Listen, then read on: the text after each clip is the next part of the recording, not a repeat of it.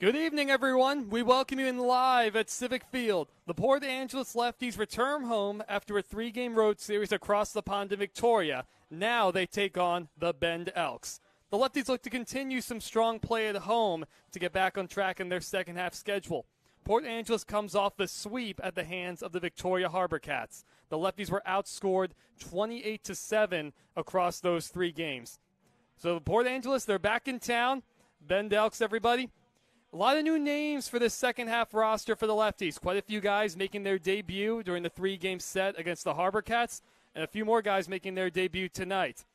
One of those guys will be Jake Cumming, getting the start for the Lefties. Came in just earlier today. An incoming freshman at the University of Nevada at Reno, originally coming from one of the suburbs of Reno, Fernley, Nevada. As he finishes up his warm-up pitches, we'll take a look at the Bend Elks lineup. It'll be Justin Sukada leading off. Ruben Cedillo will be in the second hole as the DH. Luca DiPaolo will be batting third behind the plate. Bo Sylvester is the cleanup man.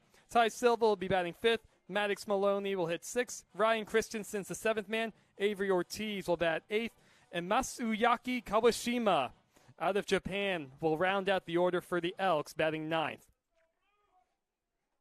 Cummings, a tall right-hander, working out of the stretch. He comes set. And his first pitch is at the knees for a called strike. We're underway, everybody. 6:38 Pacific Standard Time and an even 69 degrees. And a breeze going right to left as usual.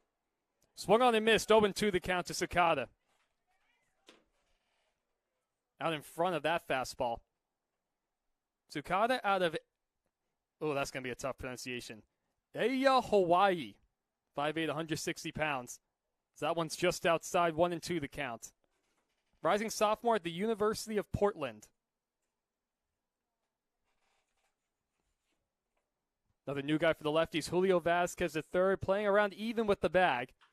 That one's hit hard but foul up the first base line. So the Lefties coming off a pretty good homestand, able to take 2 of 3 from the Wenatchee Apple Sox, robbing them of the first place title in the Northern Division in the West Coast League, then losing 2 of 3 in non-league play to the Redmond Dudes, as that changeup's on the outside corner for a called strike 3. Sukada goes down looking. It'll bring up Ruben Cedillo. At one point, Ruben rode an 8-game hit streak, that coming from June 29th up to July 9th. Hitting .362 overall this season. A couple home runs and 10 RBIs.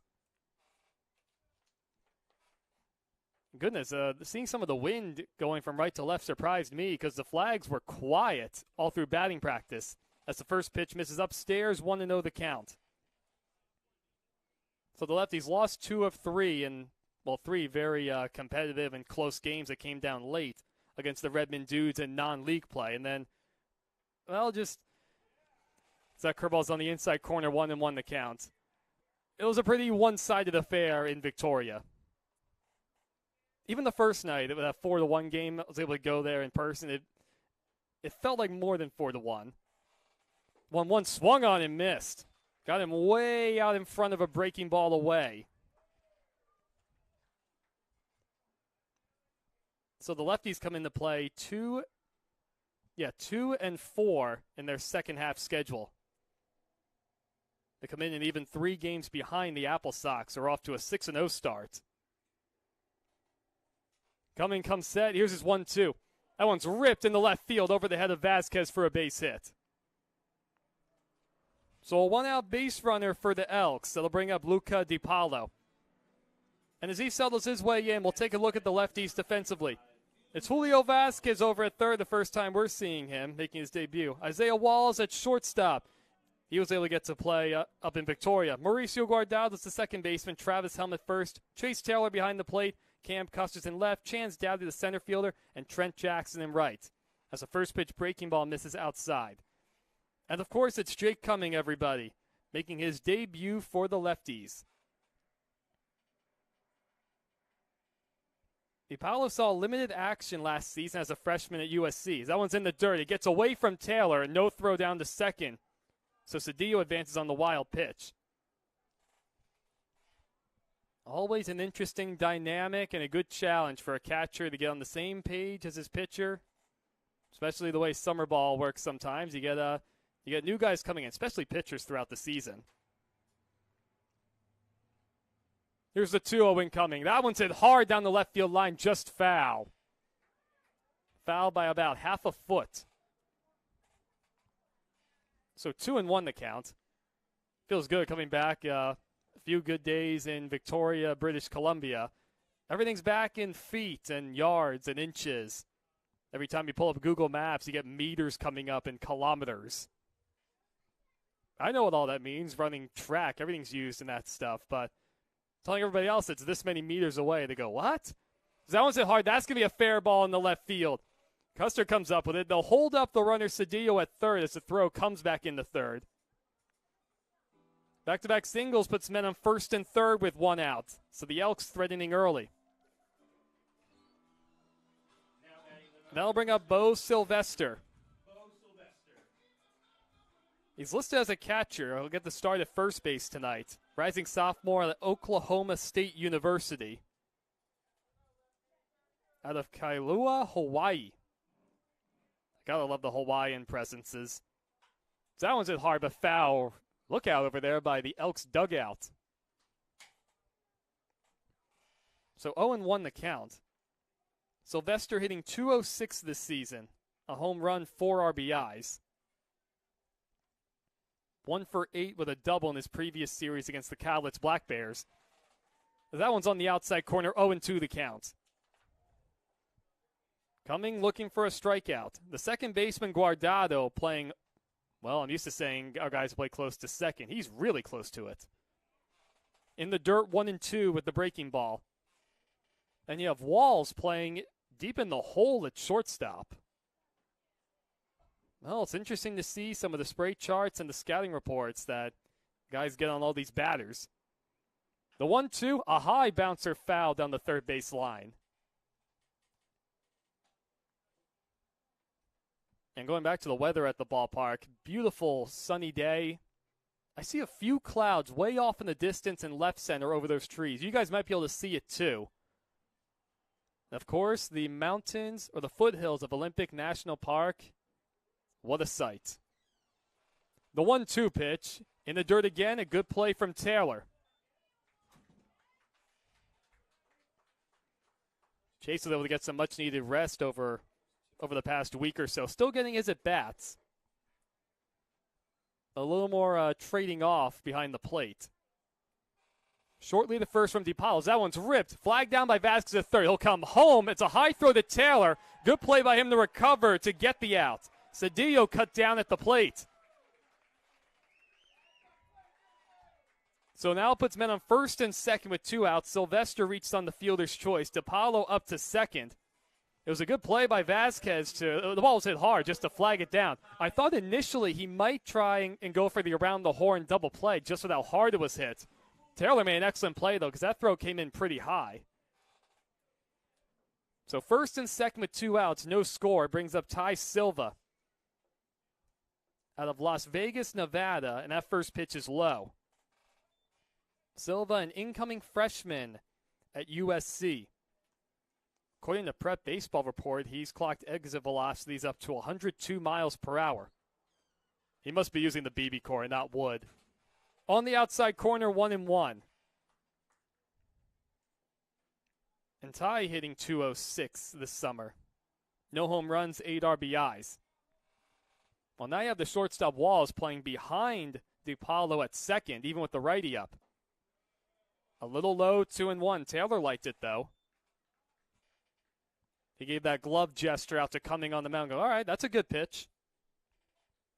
Interesting to see Walls' positioning. Just a batter ago, he was playing deep in the hole at short. Now he's way up the middle holding the runner. That one gets away from Taylor to his left. Both runners will advance. We'll see how that one is scored. I'm sure that's one that Chase would say he should be able to haul that in. So 3-1 the count.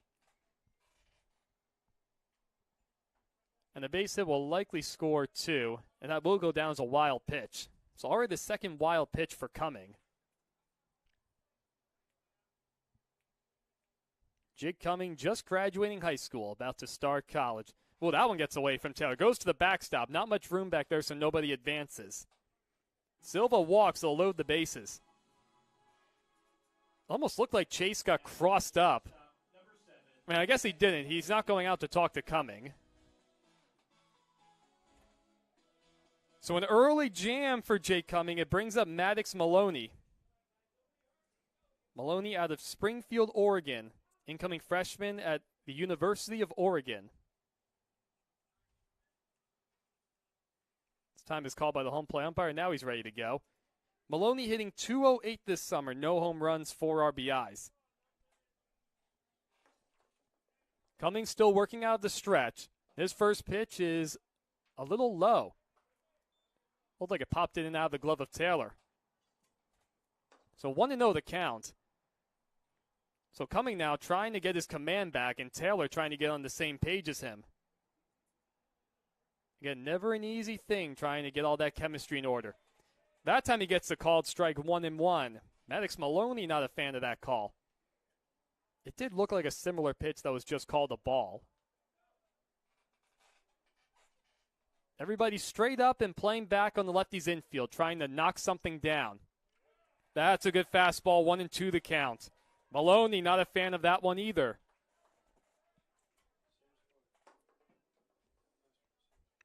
One and two the count, 2 outs, bases loaded for the Elks to open the ball game. Coming in his season debut, trying to work out of a jam. His 1-2, curveball bounced foul by the on-deck hitter Christensen.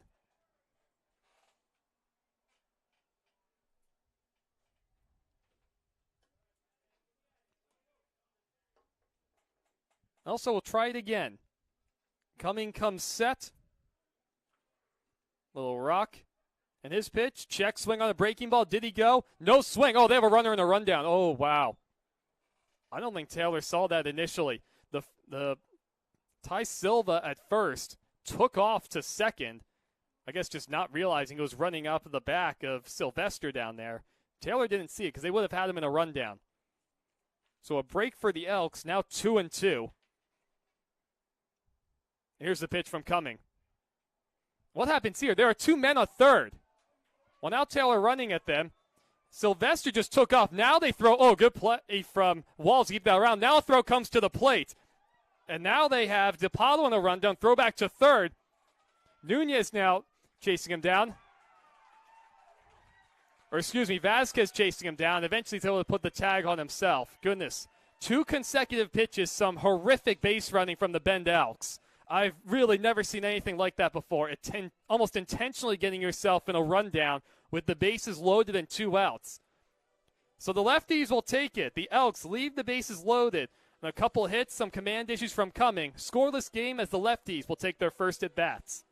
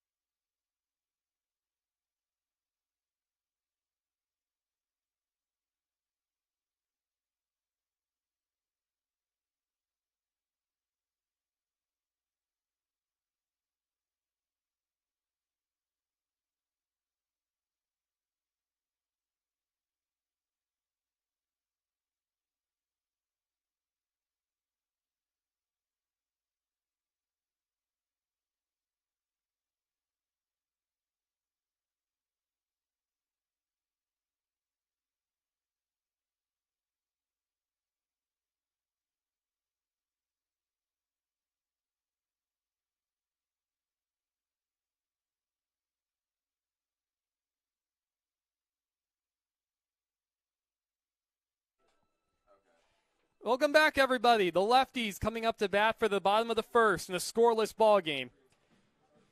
First time we get to see a whole bunch of new faces take their swings for Port Angeles. They'll be opposed by the 6'1 right-hander out of Reno, Nevada, Caden Hogan.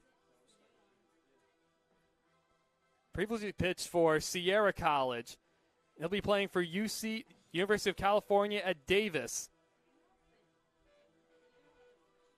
Wasn't able to find much on him, at least on the website as far as numbers are concerned.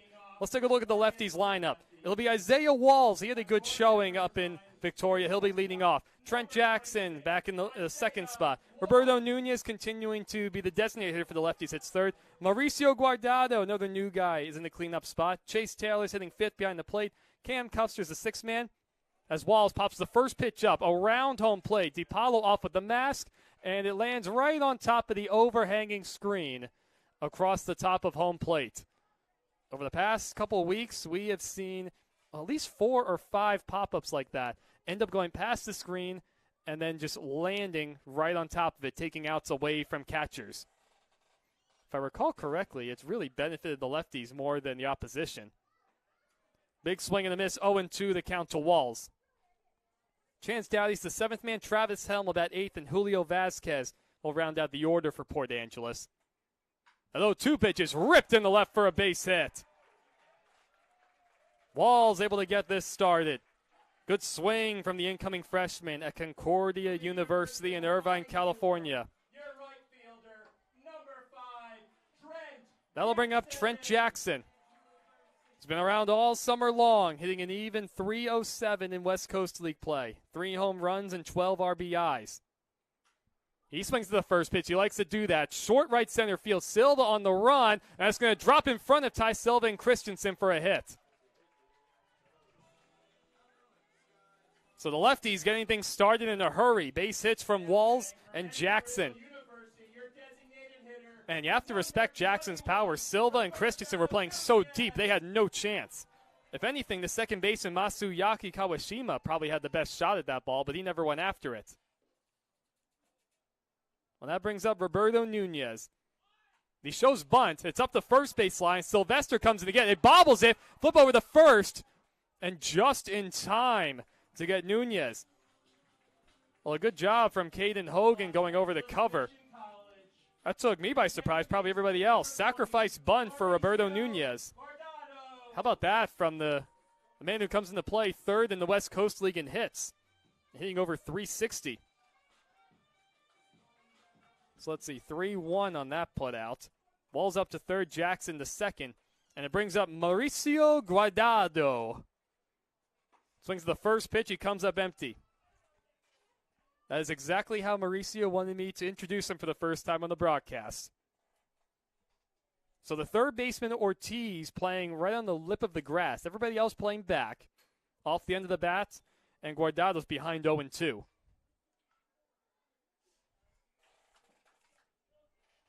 First time getting to play in front of the Civic Field crowd, trying to at least manufacture a run.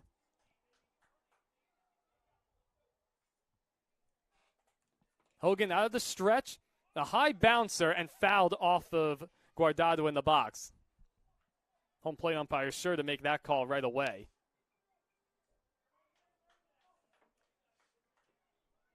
Guardado hit .323 with 5 home runs, 32 RBIs last season at Los Angeles Missions College. Here's the 0-2 again. Way up and outside, 1-2 the count. The catcher DiPaolo had to come leaping out of his stance. Guardado 0 for 5 in a couple games he played up in Victoria. Here's the 1-2 with 1 out. Off the end of the bat again, a pop-up. Left side of the infield, the shortstop Maddox Malone, he makes the call, and he makes the catch a few steps into the outfield grass. So Guardado unsuccessful in his first at-bat of the night, trying to get a man home from third. And it brings up Chase Taylor. Boy, has this guy been a rock. The rising senior out of Hawaii Pacific University. Hitting .261 from the catcher spot as he comes up empty right there. He hit his 4th home run of the season just a couple nights ago at Victoria. 8 RBIs overall. 2 for 8 in the series. Another swing and a miss, 0-2 the count. Also, Taylor's going to have to battle. Back-to-back singles for the Lefties to start this inning. Nunez out on a sacrifice bunt, and then a pop-up for Guardado. The 0-2, foul tipped straight back. Not the most aggressive swings we're seeing from Taylor. At the very least, get something into play and try to make something happen.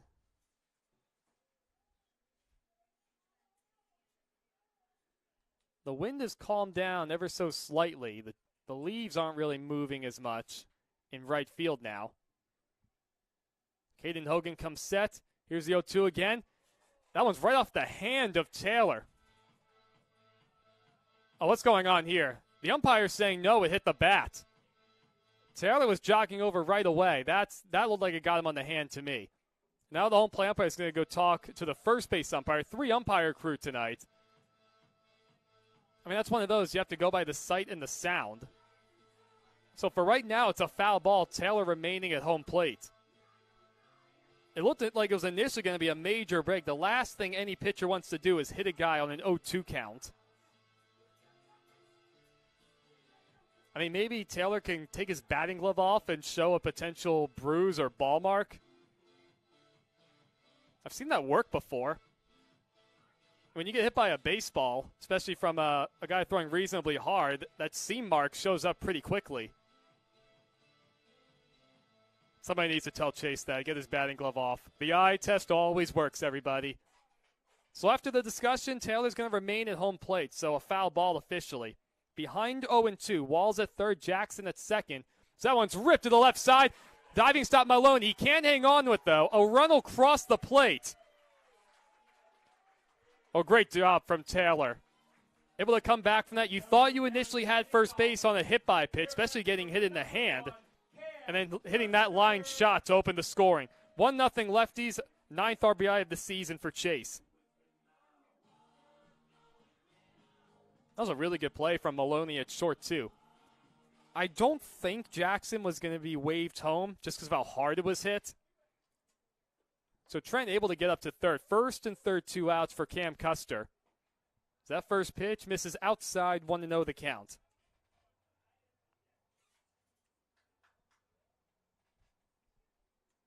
Cam hitting .277 this season, 1 home run and 10 RBIs. Oh, that one's on the inside corner. Cam not a big fan of that one. We've already seen a few guys on both sides, or a few hitters on both sides, not happy with some low strikes. Cam was 1 for 6 in the series up in Victoria as he fouls that one away. So he's behind 1-2. 3 hits in the inning for the Lefties. Taylor was able to open the scoring with an infield hit over the short.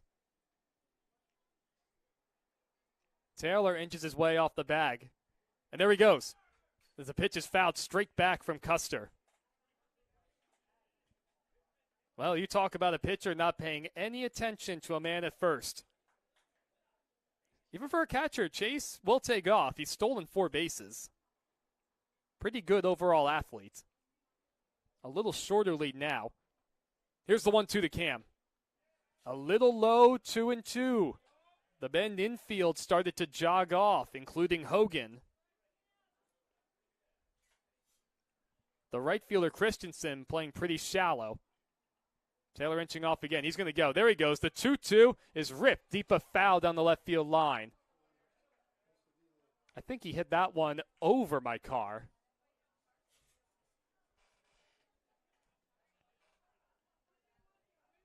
For the few fans down below us in the box seating, chuckling about, I assume, about that foul ball. Oh, I hope that's not my car. The 2-2 again. That one's ripped in the left field. Tsukada on the run. He's not going to get it. Drops in for a hit. Jackson will trot across the plate. 2-0 Lefties. And Taylor up to second. The 11th RBI of the season for Cam. Boy, that's some really good pieces of hitting that we just saw. A couple 2-strike approaches, fouling some pitches away, and especially being able to pick up Guardado, who wasn't able to execute with a man on third and less than 2 outs. Chance Dowdy takes a called strike at the knees. Chance, another relatively new guy. He arrived during the previous homestand.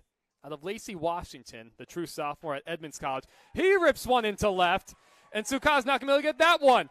Rounding third is Taylor. He's going to come in to score the throw. Well, it misses third base initially. Cam will have to go back to second. 3 straight 2-out hits for the Lefties. They lead 3-0 in the first. Now batting from Central Washington University, your first baseman. Boy, how about that swing from Dowdy? His first RBI in West Coast League play for the Lefties. He struggled initially coming in. That brings up Travis Helm, making his home debut, as he rips one down the left field line. That one's going to go foul into the Elks bullpen.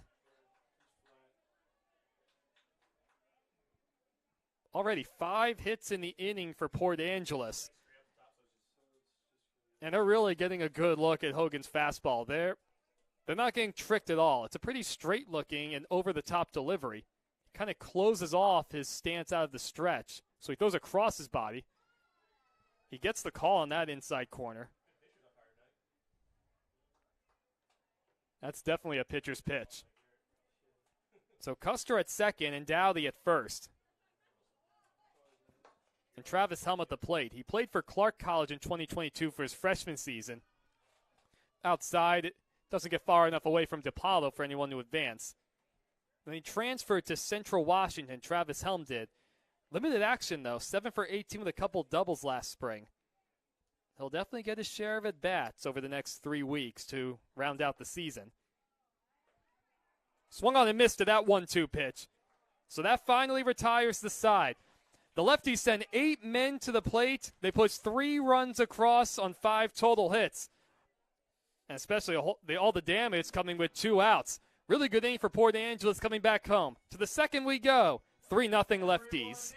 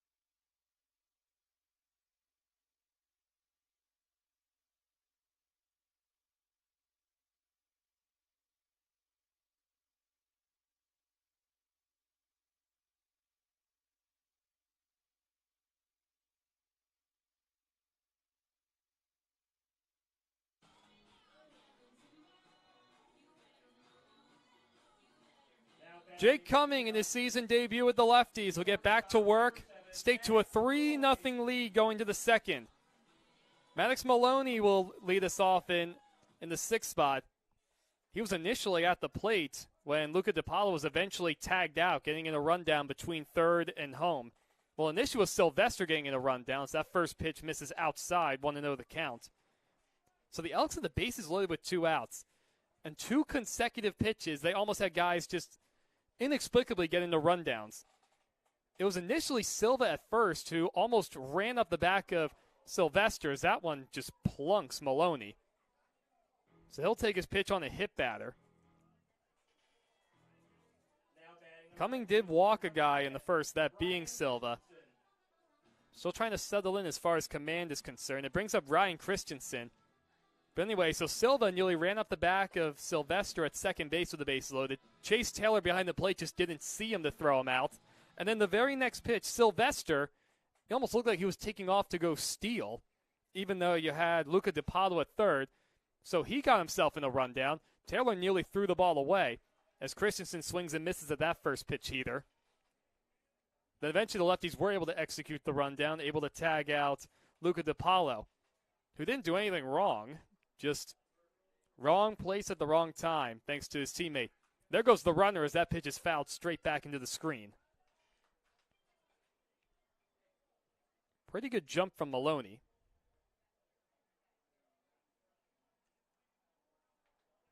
He has stolen 6 bases this season, so definitely a guy to keep an eye on. A lean 6'2", 190-pounder. He does not go. That 0-2 pitch is a little inside. Cumming tried something a little slower to Christensen. A lot of room on the right side. Well, not quite as much room. This is an interesting alignment. So you have Walls, the shortstop, playing real close second base back as that one's driven high and deep to right. Jackson goes back. He's back to the wall. He jumps and he can't get it. So a 2-run homer for Ryan Christensen. He's now made this a 3-2 ball game immediately after the Lefties put up a 3-0 lead. The ball travels much better to left at Civic Field, especially now with things heating up and just being more of a jet stream. The flags are quiet, but that ball just jumped. So that brings up Avery Ortiz in the 8th spot. I'm going to wager and say that was the first home run of the season for Christensen, as that one's on the outside corner. Because I couldn't find anything on him in point streaks, so he must be a new player. Ortiz out of Tulsa, Oklahoma. Behind 0-2, swings and misses at that fastball. Freshman at Oklahoma State University. Griff's alma mater. Not OU, Oklahoma State. Off the glove of Taylor, back to the screen, 1-2 the count. Chase has not looked comfortable in the early going back there. Normally extremely short-handed.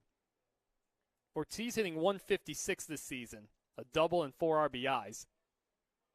That 1-2, outside 2-2. So Maloney was hit by a pitch to start the inning. Then Christensen went deep to right. So 3-2 lefties, still nobody out. That 2-2 breaking ball swung on and missed. That curveball from Cumming really does look good. His second strikeout of the early night, and it brings up the 9-man Masuyaki Kawashima.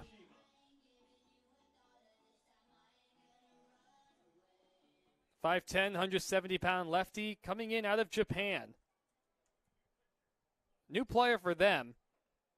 0 for 3 in the previous series against the Cowlitz Black Bears. So just his third game in an Elks uniform, 1-0 the count. He was able to score a run back in that series. Vasquez playing even with the third base bag, swung on and missed 1-1.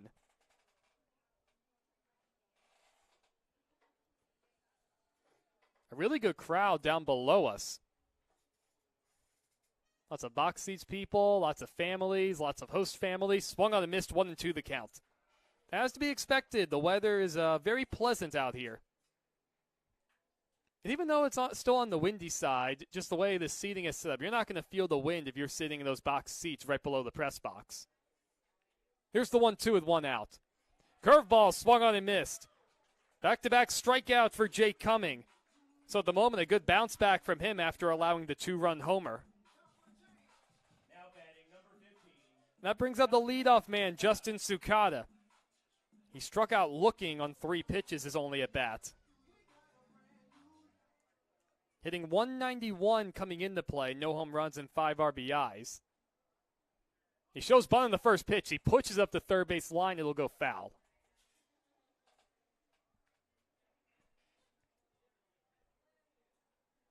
We have seen the opposition try those push bunts up on the left side of the infield quite a bit over the past couple of weeks. Well, virtually a brand new third baseman in Vasquez, so they don't have any book on him. Still even with the third base bag. Everybody else straight up. The 0-1 from Cumming is way inside, and that got a piece of Tsukada. Looks like it grazed off of his pant leg. So second hit batter of the inning. And with the walk back in the first, Cumming is really good stuff just from the looks of it, but he's having a hard time just being consistent with his location. And especially when you're given a 3-run lead early, last thing you want to do is start putting guys on. There goes around the first pitch, taken upstairs, a throw down, not in time. Off the glove of Mauricio Guardado. Not sure if he would have gotten him anyway, even if he held on. Stolen base for Sukada, his second of the season. I'm actually surprised he's only stolen 2 bags. So he does run well. Like, as part of it is he's walked 12 times, so he's gotten on base at a reasonable clip. 2-0 the count to Cedillo, who singled in his only at bat. 1 of 2 hits for the Elks back in the first. Ended up running themselves out of that inning. Almost looked like they intentionally ran out of the inning, as I mentioned earlier. A 2-0 outside again, 3-0 the count.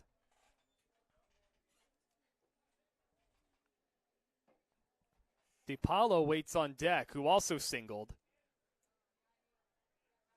The second baseman, Guardado, playing close to the second base bag, trying to keep the runner close. Sukada doing a lot of dancing out there. That one's ripped foul. Heads up at the party deck. We got a pretty good group over there tonight.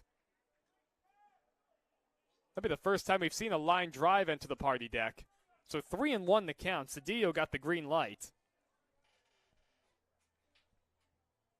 And at the moment, both teams getting really good swings against the starting pitching.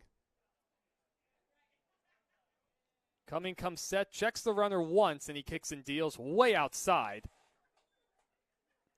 Second walk of the game issued by Cumming, the 4th man he's put on.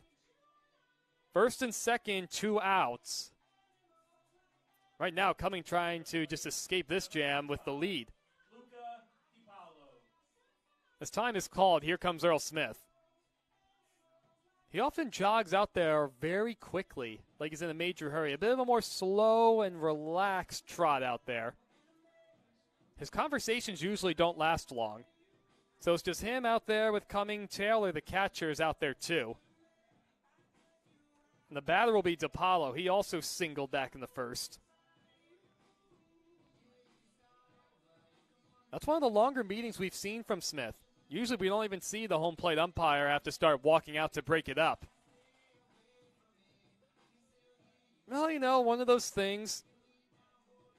You have a guy making his season debut, possibly hasn't pitched in a little while, just joining the team. Well, Cummings ready to go. First and second, 2 outs. And there goes Sukada from second. That one's popped up. Right side of the infield. The second baseman Guardado circles around it, and he's able to put it away. That ball was up there a long time. Well, a successful meeting for Earl Smith. That retires the side. The damage has been done, though, thanks to the 2-run homer from Ryan Christensen deep over the right field wall. Makes it a 3-2 game in favor of the Lefties as we head to the bottom of the second.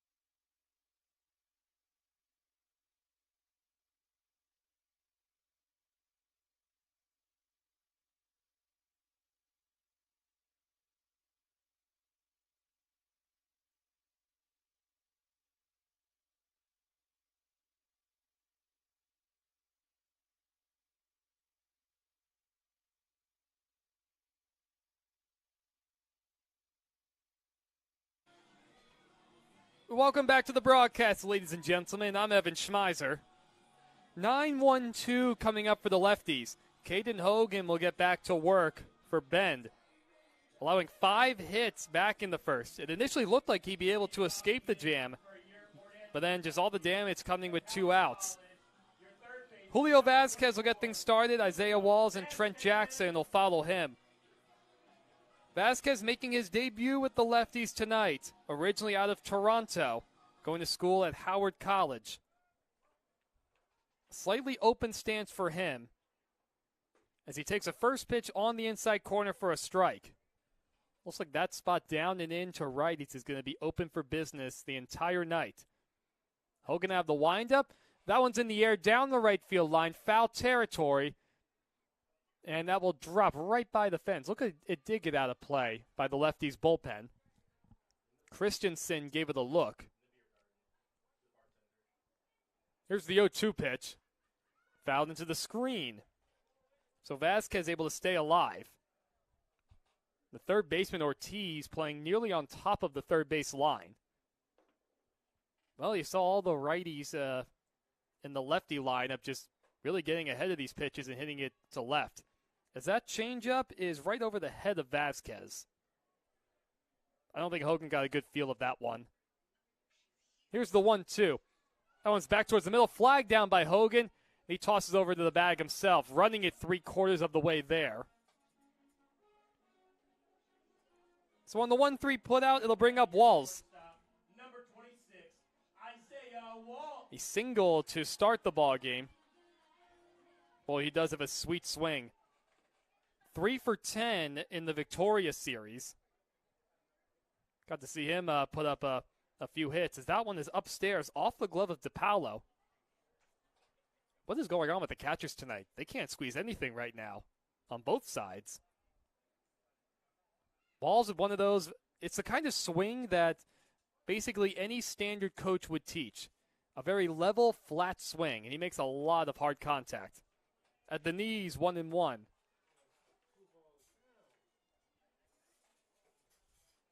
And granted, part of it might also be you got these new guys coming in and nobody has a book on them. As that one's back towards the middle. Maloney over. He flags it down behind the second base bag. A strong throw just barely in time to get Walls, who was hustling the entire way. Now batting your right fielder. So for now, Isaiah's going to have to wait for his 5th hit of his young season. So that brings up Trent Jackson. A bloop single for him to right center, his only at bat.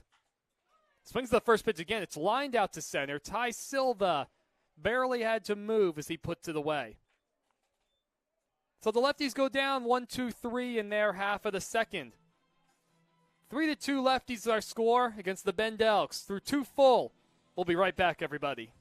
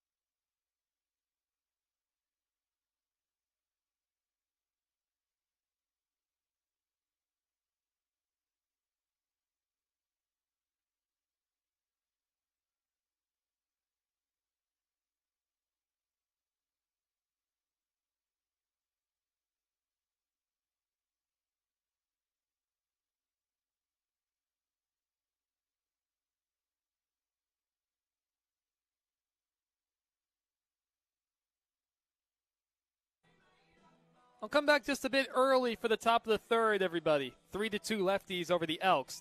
Heart of the lineup coming up for Bend. It'll be Sylvester, Silva, and Maloney. Jay Cummings will get back to work. Trying for a cleaner inning after allowing a 2-run homer just a moment ago to Maddox Maloney. Well, as always, whenever I go somewhere different or experience something unique in the Pacific Northwest, I got to tell the people back home about it. All the important things from the trip going up to Victoria to see 2 of the games against the Harbor Cats.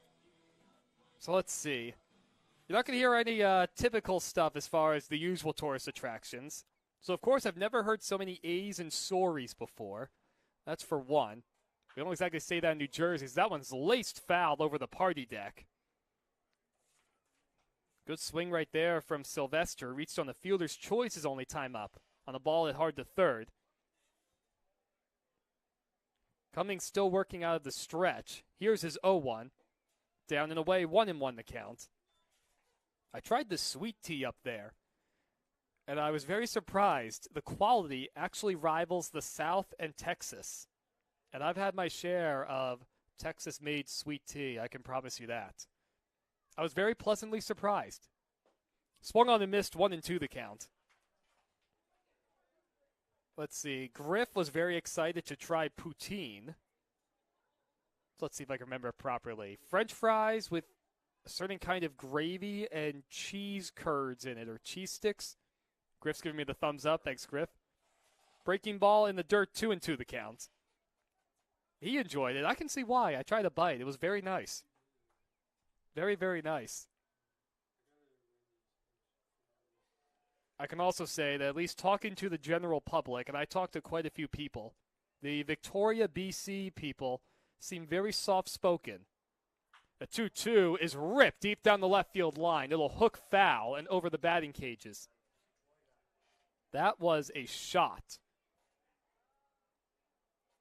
But anyway, the soft-spokenness of the locals is a very huge contrast to me, because typical to many Yankees in the Northeast, I am very loud. It takes effort for me to not be loud. That 2-2 breaking ball is hit just foul down the left field line. He had Sylvester way out in front, but also a bit of a hanger from Cumming. Let's see, I heard a good amount of French, not the biggest surprise right there. Well, I better not give it all away. There's still more where that came from. Here's the 2-2. Hit foul again, this one softly by the Elks dugout. So pretty good at bat from Bo Sylvester. Getting things started in the top of the third. Cumming looking in, now he comes set. Here's his 2-2. Curveball, did he go around? No, says the first base umpire, 3-2 the count. That was a pretty good one from Cumming. Jake tried to avoid putting his fifth man of the night on base via Walker hit by pitch. Here's his 3-2 out of the stretch. That one's hit foul, going to the right side of the screen.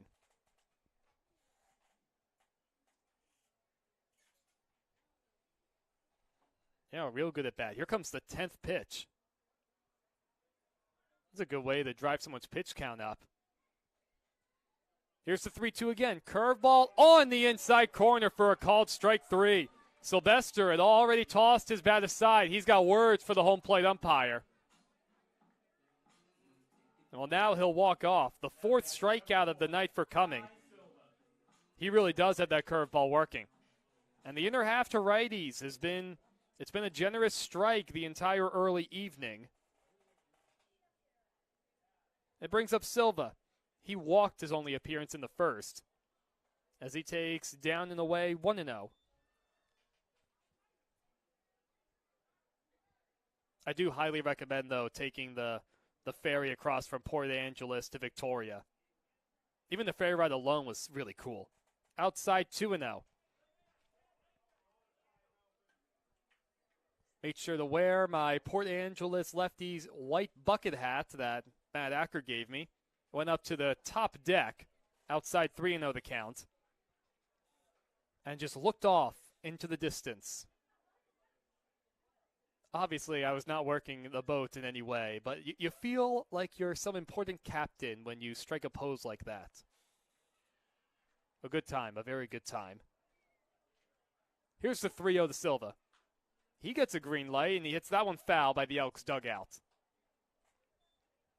If I were a Bend Elks player, I would not be having any fun unless I were at the plate or in the field, because the amount of balls that have already gone by their dugout is just nuts. I've never seen that many so quickly. Here's the 3-1. That one's in the air to right center. It's pretty well hit. Jackson going back. Looks like he has it lined up, and he makes the catch a few steps in front of the fence.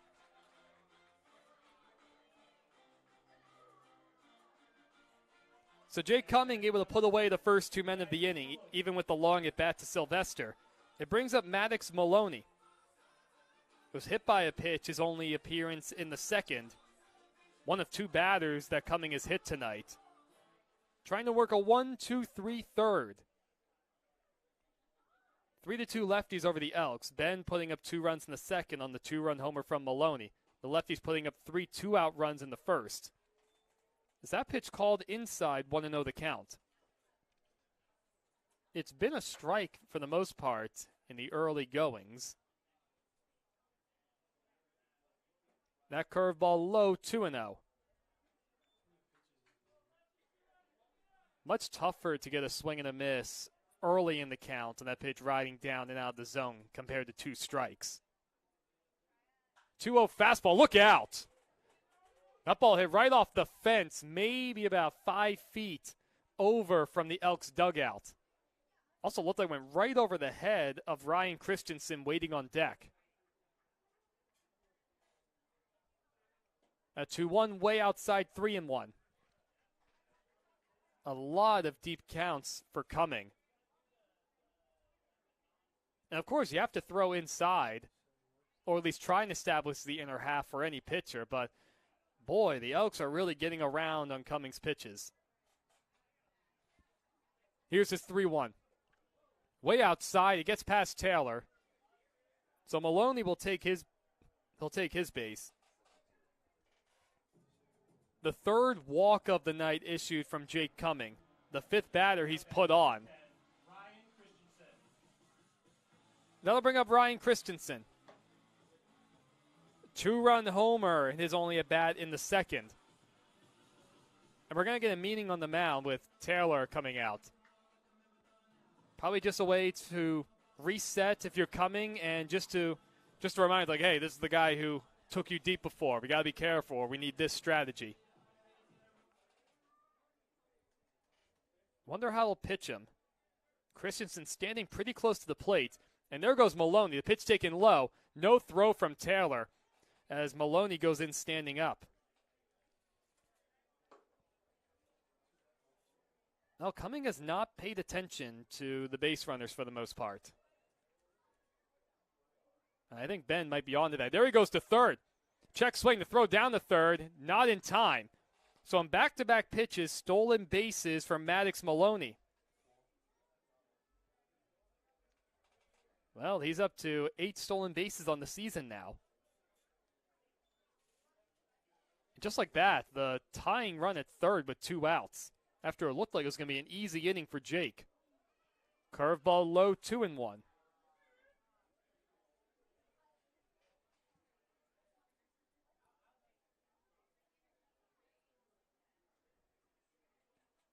Three to 2 Lefties over the Elks. 2 outs in the third. 2-1 the count to Christensen. Off the end of that, fouled into the screen. Looked like that got a piece of the baseball sitting up there from the foul ball earlier. Cummings snatches the ball as he receives it from the home plate umpire. Might not have been happy with that location he had. 2-2 the count. Maloney looming at third. Breaking ball swung on and missed. He has had that curveball working tonight. That's been his saving grace. 5th strikeout of the game. So no runs, no hits for the Elks. 1 man left on the walk to Maloney and a couple stolen bases. Lefties try and get the bats going once again as we head to the bottom of the third.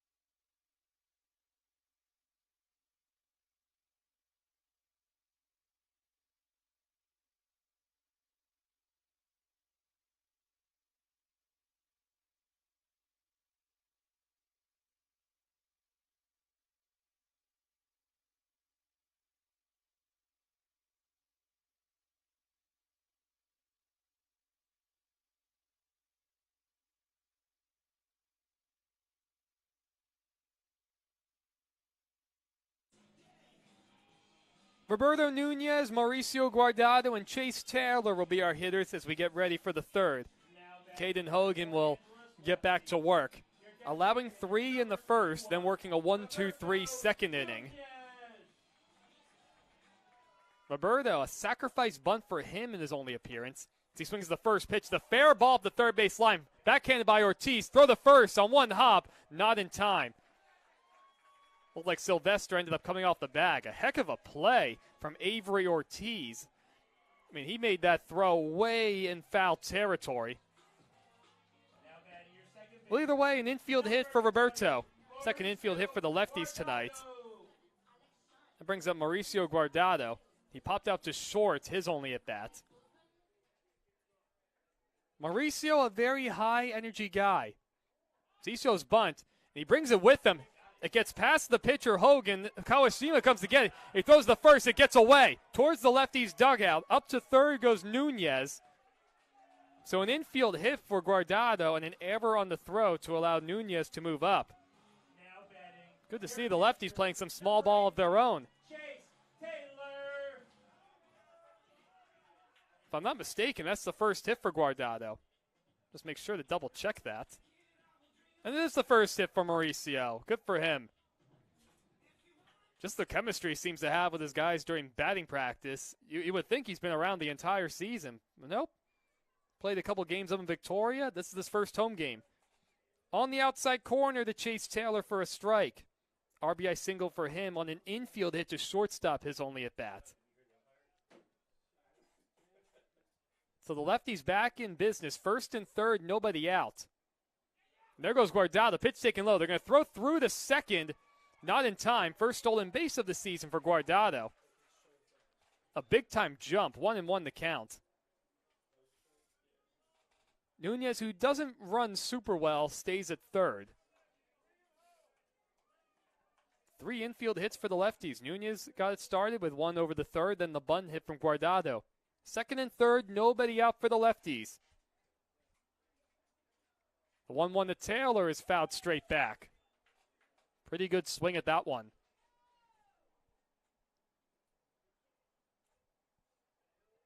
So Roberto's mom and dad were able to also make the trip to Victoria. Boy, it is just a pleasure to talk to them. Whether at the ballpark or whether at dinner, just a delight. Might have broken his bat. A short pop-up in the infield. Maloney, the shortstop, makes the call and the catch. Taylor brought the bat with him the whole way up to first.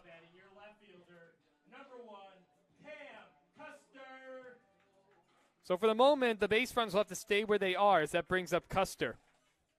He ripped a single to left in his only at bat. Also able to pick up an RBI. There's 2 more for Custer. 0-1 the count on a fastball.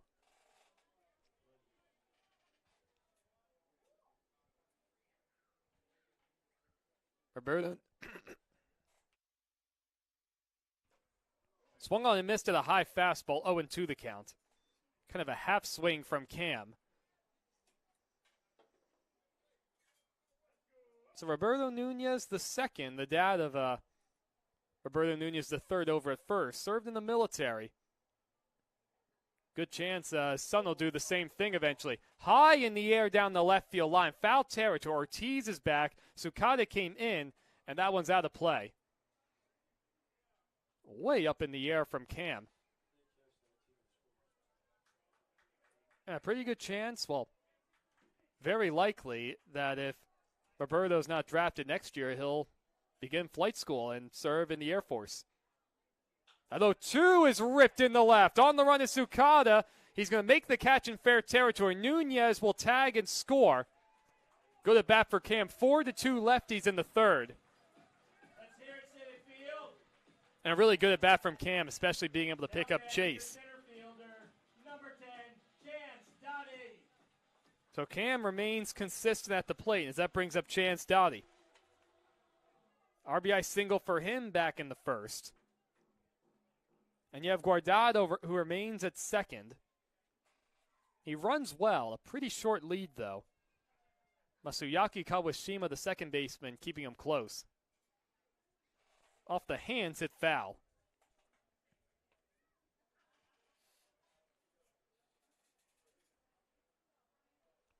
The center fielder, Ty Silva, playing awfully shallow. The wind continues to blow right to left. The 0-1 from Hogan in there for a strike. 0-2 to Dottie. But yeah, talking to the Nunez family, just all sorts of perspective from them. Just the kind of people where you can tell they just get it. That one's off the hands, popped up, third base side foul territory. Ortiz over by the party deck, and it'll drop right by the party deck. Well, the party deck has been busy. The Elks dugout down the third base line also busy with foul balls. Interesting night to be a left fielder, especially the way the sun kind of glares in as we hit the dusk hours. Here's the 0-2. Way inside, and that did get a piece of Dottie. I could hear from up here grazing right off his jersey. Garrett Holpuck up here also was able to hear it pretty clearly. First and second, 2 outs for Port Angeles. It brings up Travis Helm. He struck out in his only at-bat. First pitch, a little high, 1-0 the count. Travis played in each of the 3 games for the Lefties up in Victoria. 1 for 7 overall. Good lead from Guardado. That one's ripped over the glove of the third baseman Ortiz in the left. Guardado's going to be waved home. The throw comes in on the fly. It's offline. A diving tag by DiPaolo, and Guardado's out at the plate. What's going on right now? I think the Elks have completely forgotten the amount of outs. But what's going on here? Right now, Dottie's staying at third, and Helm, who had the hit, is staying at second. What in the world is going on? And you have an argument right now. Joey Wong, the head coach for the Elks, is out there. I wonder if they're calling obstruction or obstruction at the plate. Because you had the pitcher, Hogan, also around the base path. Yeah, I think they're calling obstruction. Because there were 2 outs, so nobody's. Yes. Okay, so it's an RBI single for Travis Helm then. He went to second on the throw. Yes. So 5-2 Lefties. Wong's still out there arguing. He's standing over by where I guess the obstruction happened. And, of course, it's a judgment call from the umpire. Well, now the home plate umpire calls time. He's going to talk to his partners. I don't know what he could talk to them about. I mean, is one of those other guys going to say, I think my angle was better on this one, even though I was very far away from the play. Yeah, they're going to stick with the call on the field. I mean, there's no way any of those other guys are going to overrule the home plate umpire. Second and third, 2 outs for the Lefties. Wong is still out there arguing. I was shaking his head. Looks like he's finished with whatever he has to say.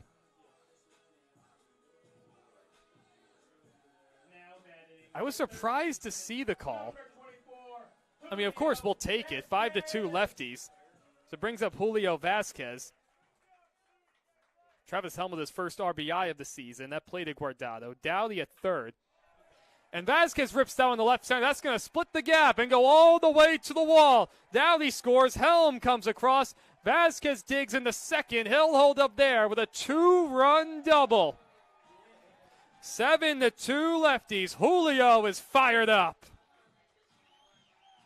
Well, that's a great way to make your presence felt the first time in front of your home crowd. Great way to start a summer season. And boy, how about that break for the Lefties, getting the obstruction call with Guardado coming across the plate. A call, of course, you don't see a whole lot. I mean, a lot of baseball fans would definitely remember the World Series with the Cardinals and the Red Sox. What year was that? I know it was after the Boston Marathon. Thank you, 2013. Thanks, Griff. So a meeting on the mound for Bend. Looks like it's Danny Sales, the pitching coach, out there. And it's just him, DiPaolo, the catcher, out there as the home plate umpire starts to go break up the conversation. 7-2 Lefties. And that obstruction call at home plate has led to 3 runs for Port Angeles. And it brings up the leadoff hitter Walls. 1 for 2 with a single and a run scored in the first. And the Elks sticking with Hogan for now. First pitch swinging over the third, past Ortiz and into left field. Matt Acker will hold Vasquez at third. Now batting your right fielder, number I assume 5. that'll go down as an error. We'll see how it's scored. Certainly a play that Ortiz has to make.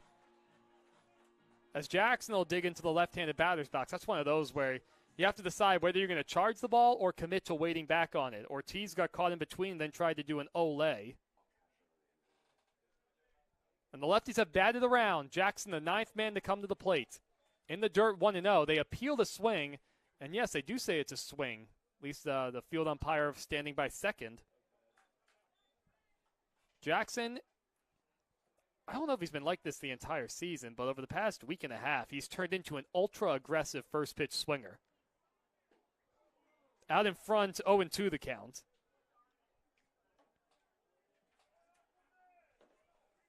Four runs coming across in the inning for the lefties, scoring 3 in the first, 4 more in the third. And Jackson goes down on 3 pitches. And that finally retires the side. Yes, this time everybody walks off after what looked like the third out before. 4 runs come across for Port Angeles. One of the big blows, a Roberto Nunez base hit, played in Guardado, an obstruction call to open everything up. And then the 2-run double from Julio Vasquez in his debut with the lefties. 7-2 Port Angeles through 3 over the Bend Elks. We'll be right back.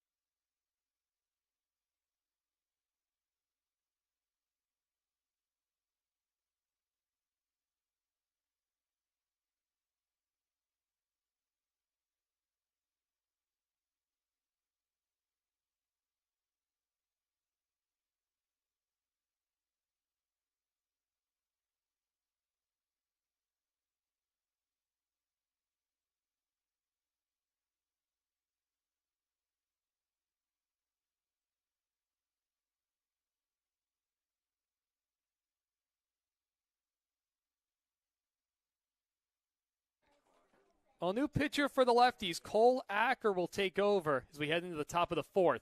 First pitch swing is Avery Ortiz, softly out to short. Walls up with it, plenty of time to get Ortiz up the line. The lefties now sitting on a 7-2 lead, erupting for 4 more runs just a moment ago. Brings up Masuyaki Kawashima, struck out his only at bat. Boy, the Elks have some work to do. Acker out of the windup. First pitch is taken on the outside corner. Vasquez at third, playing a couple steps in on the grass. Shutdown inning is what you need for Port Angeles. Swung on and missed, 0-2 the count. It looked like last inning the lefties would have to settle for just 1 run. That pitch behind Kawashima. Well, Acker usually has really good command. That surprised everybody. I'll try it again. 1-2 the count with 1 out. Off the end of the bat, flared into left. Custer hasn't played perfectly, though. Didn't have to move all that much. 2 quick outs for Cole. His last outing coming up in Victoria, 4 1/3 for him. He was good. A couple runs, only one of them earned. This coming a couple days ago. 6 hits, no walks. That's the big one. He hasn't been a big walk guy all season. 15 2/3 overall innings. 8 strikeouts, 6 walks. The incoming freshman to Mount Hood Community College. What's going on here? Time was called. The leadoff man, Sukada, was going to talk to Joey Wong by the third base coach's box. So the meeting concludes, and Sukada will walk up to the plate.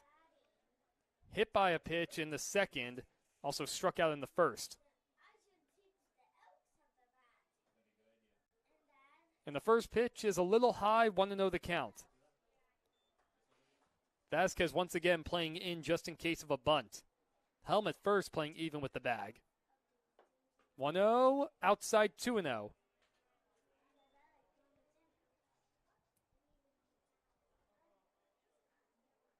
Acker trying to pick up a 1-2-3 inning coming out of the bullpen. Just outside again, 3-0.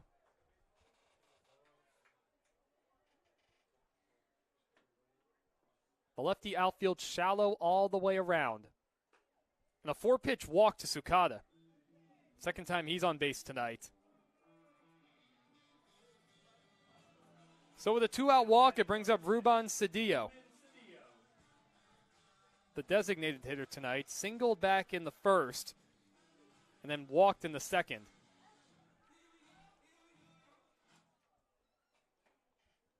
Let's see, going back a little bit to the trip to Canada. I almost called it Canada right there. That would have been embarrassing. You know better, Evan Schmeiser. On the inside corner, 0-1. So let's see. Griff was able to get his poutine. We talked about that. The sweet tea, it was good sweet tea. The A's and sorries. How soft-spoken everyone is and how loud I am. As that one's ripped into left, Cam goes back on and he's able to put it away. So a loud third out for Ruben Cedillo. Cole Acker able to come out of the bullpen and work a quick fourth inning. He allowed one base runner coming on the 2-out walk. And a good shutdown inning for him. Still 7-2 lefties over the Elks. And the lefty bats will get back to work in the bottom of the fourth.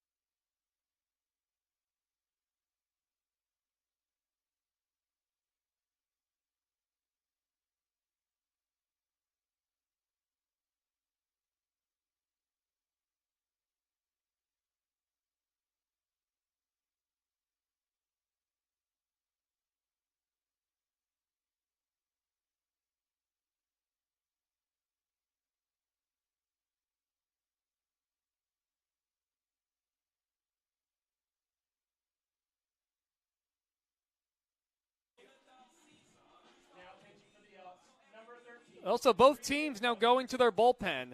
Breeden Munger will take over on the mound for Bend. 5'11", 185-pound left-handed pitcher out of Portland, Oregon, rising junior at Jamestown College. Just his third game he's pitched this season. Well, he's a newer addition. Pitched on July 2nd as well as July 6th. Well, he got roughed up pretty good his previous outing. Was not able to record an out against the Yakima Valley Pippins. 3 earned runs coming on 3 walks. So keep an eye on that. 2/3 of an inning total for him. 6 walks over that frame. So keep an eye on that command if you're the lefties. Roberto Nunez, Mauricio Guardado, and Chase Taylor to get us started in the fourth. Outside 1-0 to Roberto. He started the 4-run rally in the third with an infield single. Of course, eventually came around to score. Here's the 1-0 out of the windup. Swinging a foul from Nunez. So Munger going out of the windup, another one of those old school deliveries. Stepping back to start his motion and bringing his hands above his head. Here's the 1-1. That ball's hit high in the air to center, pretty well hit. Silva goes back. He has room, and he'll put it away.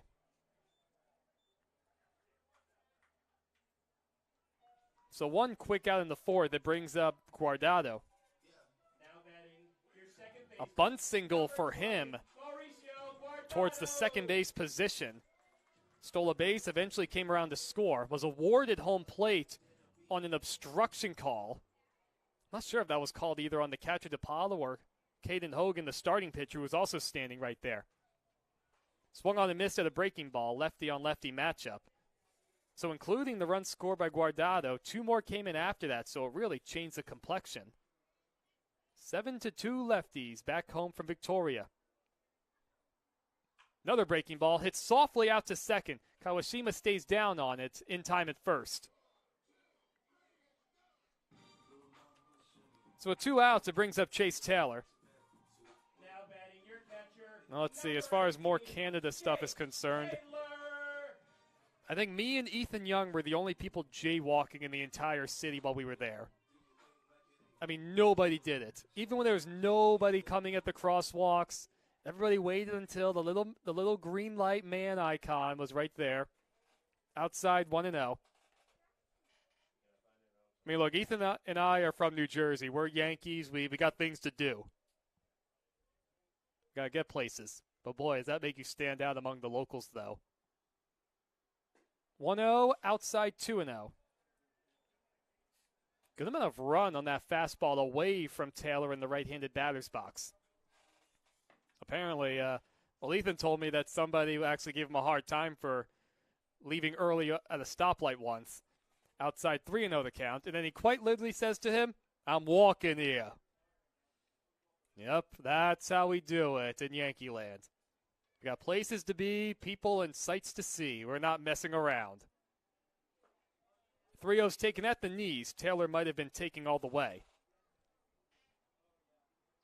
That was a surprise, a big surprise. Ethan was also upset that they did not have any Wawas, no diet lemonade that he loves to get at Wawa. Low for ball 4, Taylor aboard with a 2-out walk. They had no Chick-fil-A. Ethan loves Chick-fil-A too. He's not been pleased that the Olympic Peninsula has not had a Chick-fil-A anywhere. I haven't found one either. But he did have fun, I can guarantee you that. Cam Custer with a sacrifice fly to left his last at bat. 1 for 1 on the night. On the outside corner, 0-1.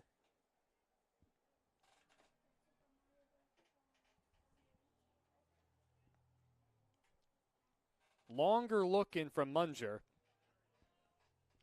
Now he comes set. Short lead from Taylor at first. That curveball stays outside. So the line is complete for Caden Hogan. Started the game with the first 3 innings. 7 total runs, only 3 of them earned. 9 hits. No walks and 1 hit batter, as that one's fouled straight back from Cam, 1-2.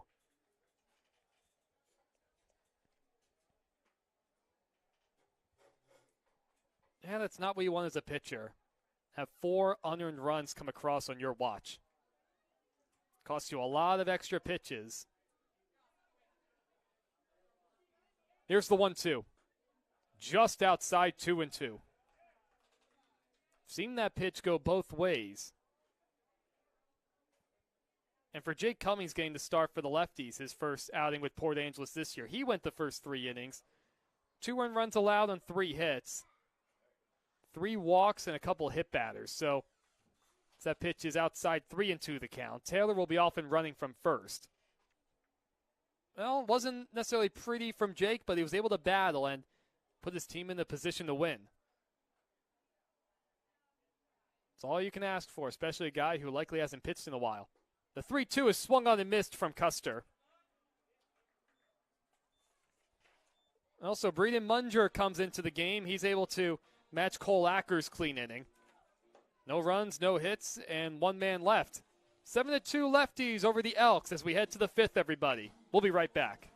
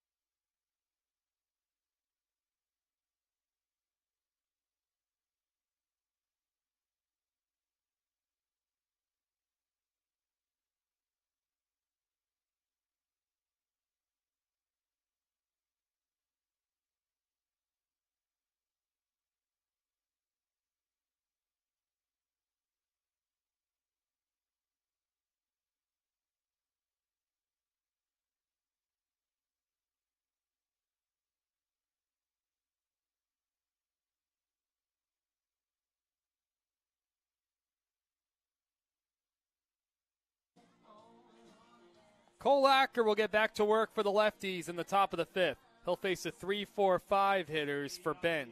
DePaulo, Sylvester, and Ty Silva. Acker was able to work a clean fourth, coming in relief for Jake Cumming, going the first three. Luca DePaulo 1 for 2 with a single back in the first. Eventually calling a rundown was out at the plate. Swings the first pitch, hit hard out to right. Jackson was playing him over towards the line, and he puts it away a few steps shy of the wall. So the early swings continue on both sides. Quickly one away. It brings up Bo Sylvester. Reached on the fielder's choice in the first and struck out in the third. And some congratulations are in order. Just a couple days ago, the local star B.Y. Choi was drafted in the 20th round by the San Diego Padres in the Major League Draft. Of course, we all issue our utmost congratulations for B.Y. On the outside corner, 0-1 to Sylvester. And Choi, he's supposed to leave town on Monday, as far as I understand it. 0-2 the count as that pops out of the glove of Taylor. I mean, that's got to be one heck of a feeling. I'll be sure to talk to BY about it, too, before he leaves. But one heck of a feeling to know that there are people out there who officially want you to be a professional ball player in their system. Fouled straight back, it remains 0-2. And I have no reason to think that BY is not going to sign. I mean, that's what he told me in an interview before the draft. That he would plan to sign regardless. Curveball fouled at the plate. Choi did not make the trip up to Victoria. He's still in the dugout, though. We won't see him play. Obviously, you can't risk anything after you get drafted. The 0-2 from Acker. Way upstairs, 1-2. Lefties owner and head coach Matt Acker was able to put on a nice little ceremony ahead of the final game last weekend against the Dudes. As that one's lined in the left, they'll get in there for a base hit. 1-out single for the Elks. After the first pitch of that final game against the Redmond Dudes, Acker took Choi out of the game. Was able to get a nice round of applause from the Civic Field faithful and some congratulations from his teammates ahead of the draft. It was a nice showing. I enjoyed it. Ty Silva takes a pitch on the outside corner, 0-1. A walk in the first for him. He flew out to right in the third. Lefties lead the Elks 7-2. 1 out in the fifth. Up and away, 1-1. The Lefties putting up 3 runs in the first, all the damage being done with 2 outs. and 4 more in the third. The runner starts and stops, and that one's hit foul down the right field line towards the grandstands.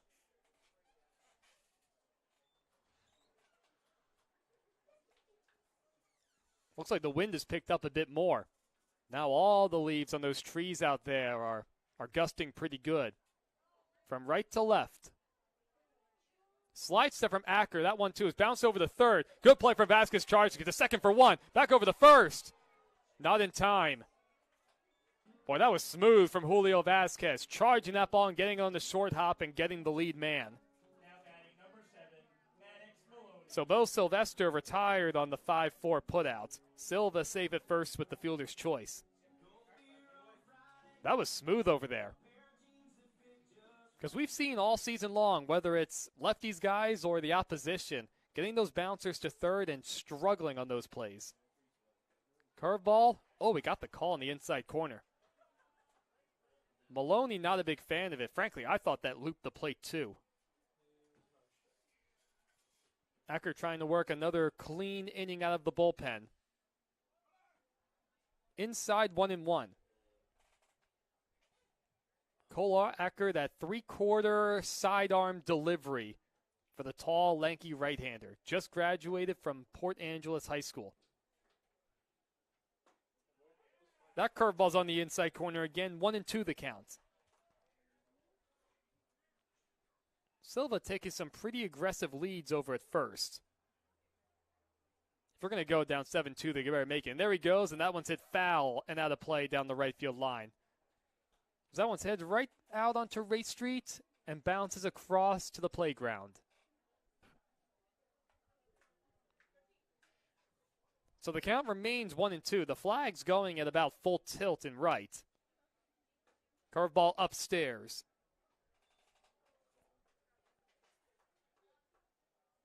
You have Christensen waiting on deck. He's been the offense for the Bend Elks. The 2-run homer back in the second.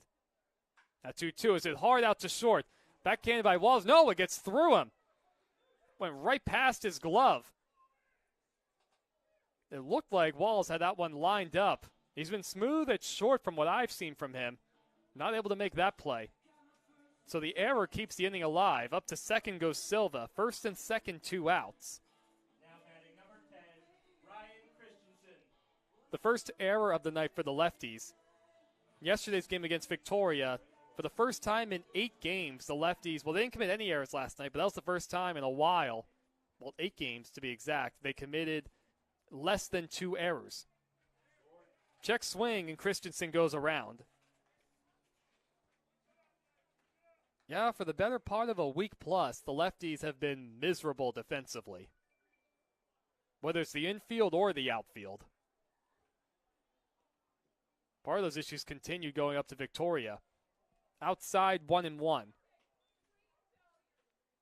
I'm still amazed the lefties were able to take 2 of 3 from the Apple Sox. Just with all the defensive miscues alone. Little extra trouble for Acker. 1-1 the count. On the inside corner to Christensen. 1-2. Ty Silva at first, reaching on the fielder's choice. Maddox Maloney at first with the error from Isaiah Walls. Longer looking from Acker. Now he comes set. Checks the runner at second once. Here's his 1-2. The runner goes. The pitch is fouled back.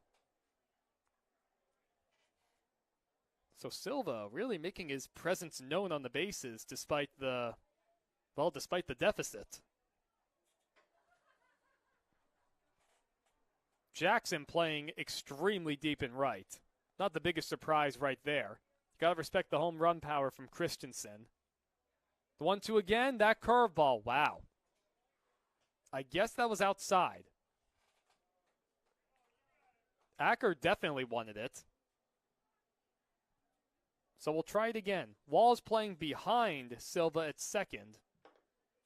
Trying to keep him close. 2-2 again, off the end of the bat. Oh, and it kicks off of Guardado at second. Everybody's going to be safe. What in the world? The defensive troubles are back for right now in the middle infield. It looked like Guardado would be able to just catch that one out of the air. It had all sorts of topspin on it. Not sure if he was trying to Olay it as if he's going to play on a short hop or what. Second consecutive error for the lefties infield. So Maddox Maloney up to second, Ty Silva at third. And now in a way, the door is being held open for the Bend Elks. Trailing 7-2, and a first pitch at the knees to Avery Ortiz. 0 for 2 with a strikeout and a bounce out to shortstop. The lefties need an out. A base hit here would likely score 2. So that one's popped up right side over his helm towards the fence, and he reaches over, and it looks like he ran out of room. So Acker able to work ahead again, 0-2. I mean, Cole's not a hard thrower. He'll get it up there in the mid-70s. All about changing speeds and eye levels. So you're going to get contact from a guy like that. Here's the 0-2. That one's hit well out to left center. Going back is Custer at the wall, and that ball is gone. A grand slam for Avery Ortiz, and he's just made this a one-run game. And that's the danger of all the extra base runners and the errors just to keep things alive. You got to give credit to Ortiz. He got a hanging breaking ball from Acker, and he did not miss it. First home run of the season from the rising freshman at Oklahoma State University. So once again, the complexity of this ballgame changed significantly. It brings up Kawashima. He swings the first pitch. It's lined out to left. Custer battling the sun. He's able to find it and put it away. So the side finally retired. Cole Acker gives up 4 unearned runs on the grand slam from Avery Ortiz. The Elks able to take advantage of back-to-back errors from Isaiah Walls and Mauricio Guardado. So now 7-6 lefties over the Elks. We head to the bottom of the 5th. See if the lefties can tack on some more.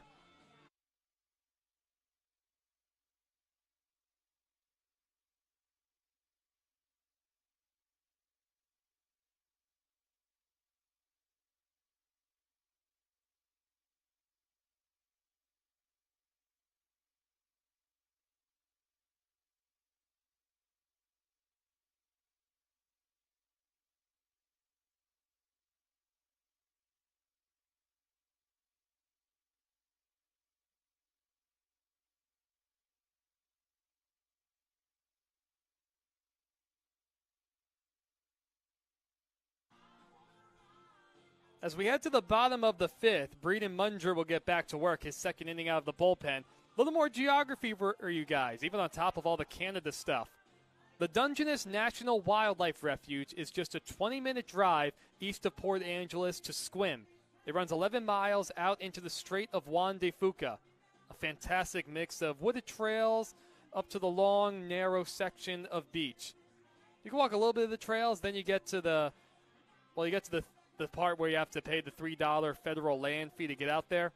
Or if you have a national parks pass like I do, they just let you right through. If you're willing to walk far enough, you can check out the new Dungeness Lighthouse out there. The first U.S. lighthouse completed on the Strait of Juan de Fuca all the way back in December of 1857. Still active today. Chance Doughty, Travis Helm, and Julio Vasquez, the hitters for the lefties. First pitch way outside from Munger, 1-0 the count. RBI single for Chance in the first. He was hit by a pitch and came around to score in the third.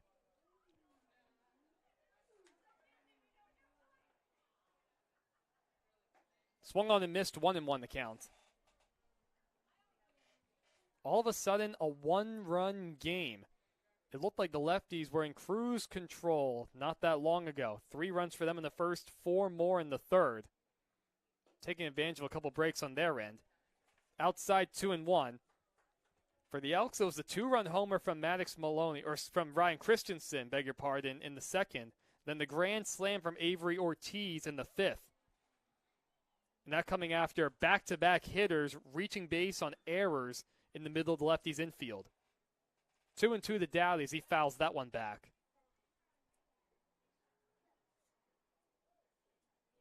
As the lights come on at Civic Field, Lefties trying to put some distance between them and the Elks once again. The 2-2 from Munger. Swung on and missed. He's able to get Dowdy on the pitch down and away. The first strikeout of the night for Breeden. First baseman, number 40, Travis Helm. And at least for now, the command from Breeden has been just fine. Coming in, walking 6 guys in 2/3 of an inning across his first 2 outings with Bend.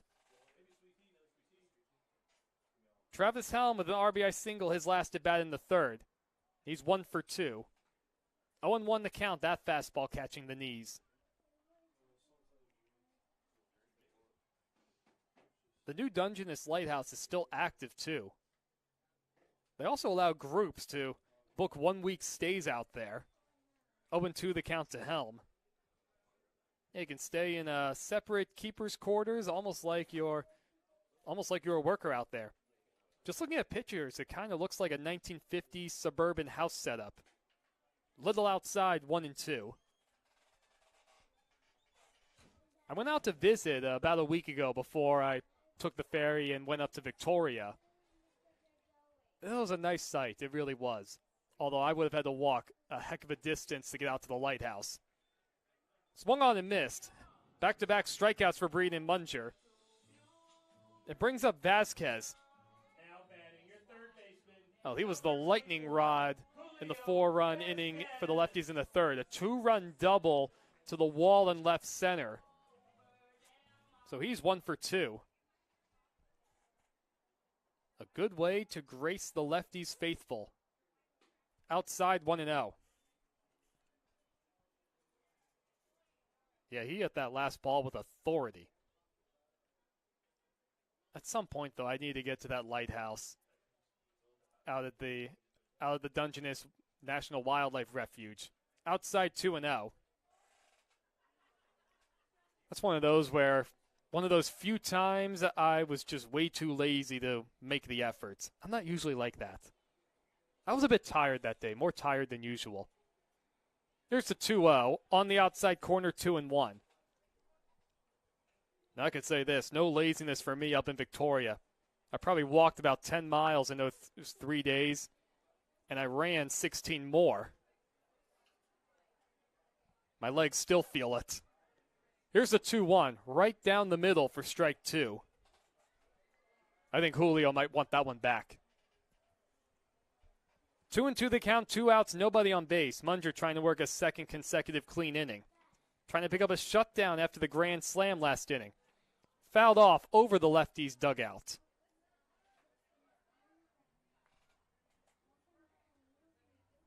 As per usual at Civic Field, a few more youngsters playing catch beyond the right field fence and behind the Lefties' bullpen.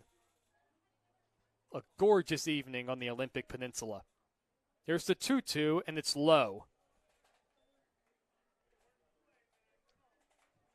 3-2 the count to Vasquez. 7-6 Lefties over the Elks. And Munger's ready, out of the windup, a deep breath. His 3-2 is lifted foul and out of play again. So a good at bat from Vasquez.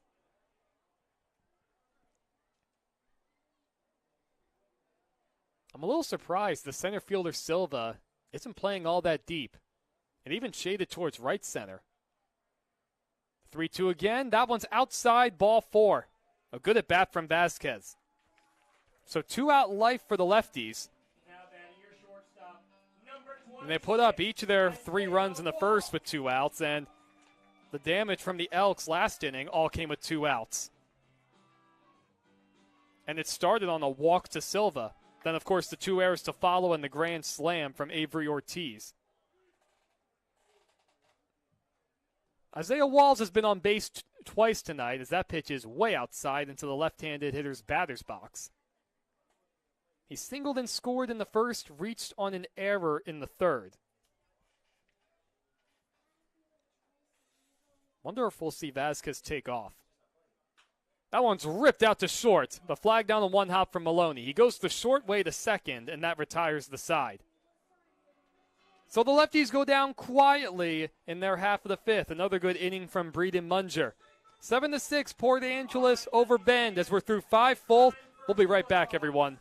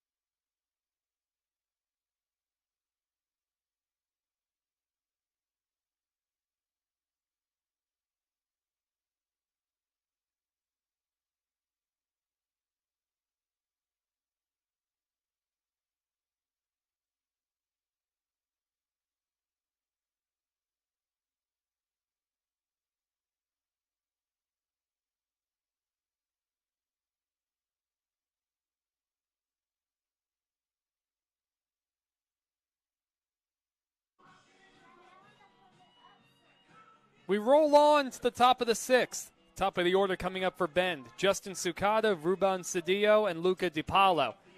The Lefties go back to their bullpen for the second time tonight. Brock Mayer, the two-way guy for the Lefties, will come on the pitch. 4.50 ERA, his 12th game of the season. First pitch at the knees for a strike to Sukata. 20 total innings for Brock, and even 20 strikeouts, only 6 walks. He's been really good on that end. His last outing coming up in Victoria, 3 innings, 3 earned runs on 4 hits. Outside 1-1 the count. So him and along with, well, nearly everybody else for the Lefties got hit around in that 3-game series. But Brock's been solid overall. Out of the windup, here comes his 1-1. A little high, 2-1.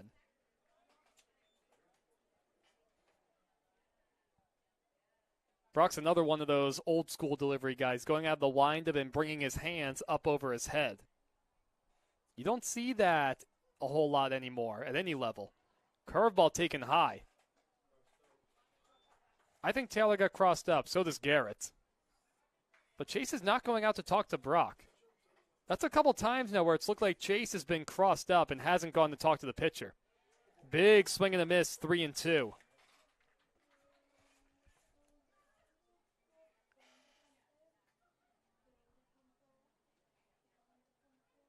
Well, here's the 3-2 coming into Sukata to start the 6th. That is right down the middle for a called strike 3. Sukata already tossed the bat aside. He's not happy with the call. I have no idea why he would be upset about it because it was quite literally right down Main Street. Good work from Brock, though, 1 away. So the final line score for Cole Acker coming out of the bullpen. 2 innings for him, 4 runs, all of them unearned. 1 walk, no strikeouts, and a couple hits. As Ruban Cedillo digs in, 1 for 2 with a single in the first and a walk in the second. Outside, 1-0 the count.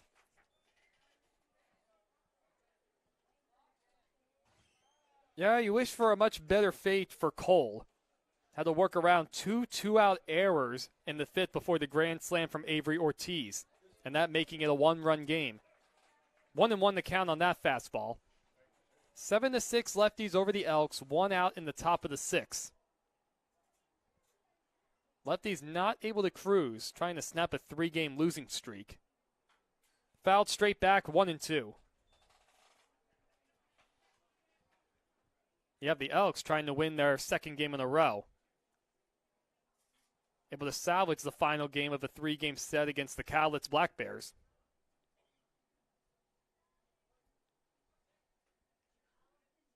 Here's the 1-2, Mayer to Cedillo. Curveball outside.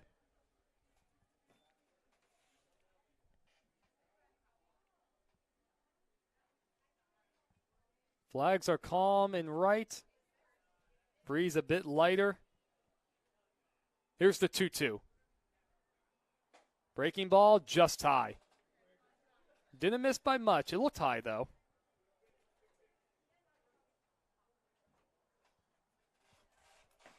Mayer dealing with the top of the order for Bend. Trying not to lose Cedillo. The 3-2 swung on and missed. Back-to-back strikeouts for Brock Mayer coming out of the bullpen. Working 3-2 counts to each of the first 2 batters. He's got that breaking ball working right now. It brings up Luca DiPaolo. Lined out sharply to right his last time up in the 5th. Singled back in the 1st. So he's 1 for 3.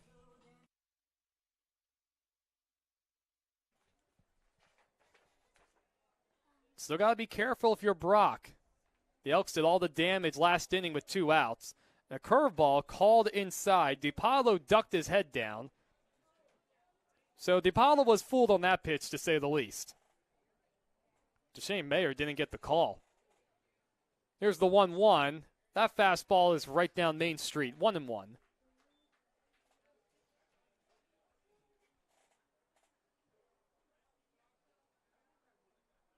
Mayer with nobody out on base. Misses low with a fastball. As the count moves to 2-1. Lefties look to get back on track in their second half schedule. Swung on and missed 2-2. Coming into tonight 2-4. 4 games behind the 6-0 Wenatchee Apple Sox. I don't think Wenatchee was too happy about the Lefties robbing them of first place in the North Division first half schedule. High 3-2. That's the best explanation I can give for starting 6-0. Yep, thanks to the Lefties, the Bellingham Bells were able to steal the Northern Division first half title. That one's back towards the middle. Oh my goodness, it gets through walls. And it'll die out in center field. Another error for the Lefties' middle infield. I don't think the sun had anything to do with that one. I mean, just from where Isaiah Walls was standing at short, the sun's not really much of a factor at that spot. He had it lined up. He was going to catch the ball out of the air right about at his waist height, and he just whiffed on it. Second error for him on the night. Third of the game for the Lefties. Well, as Bo Sylvester will dig in.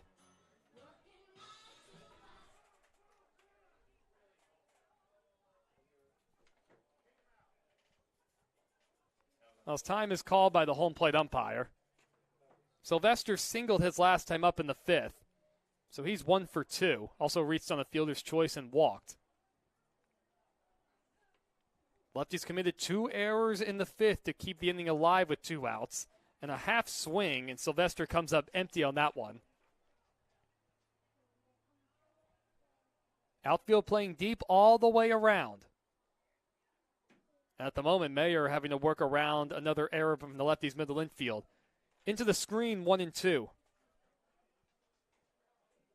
Yeah, just plays you really have to be able to make.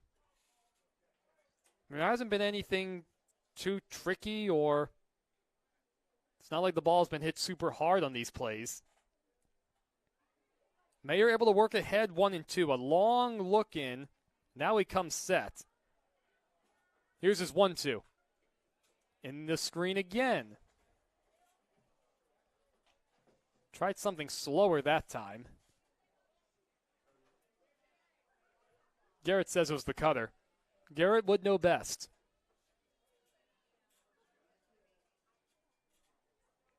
Here's the 1-2 coming into Bo Sylvester. Luca DiPaolo at first reaching on the error. Fouled straight back. Pretty good rip at that one. Mayer tried to elevate a fastball. No action in the Lefties' bullpen. And again, it's tough to see. It looks like there's some stirring in the Elks bullpen, but I don't see anyone throwing. Mayer, another long look in. He comes set. Here's the 1-2. Into the screen again, foul. A good at bat from Bo. And again, plays like that out at short, it drives a pitcher crazy. Because at this point, it's raising Brock Mayer's pitch count up quite a bit.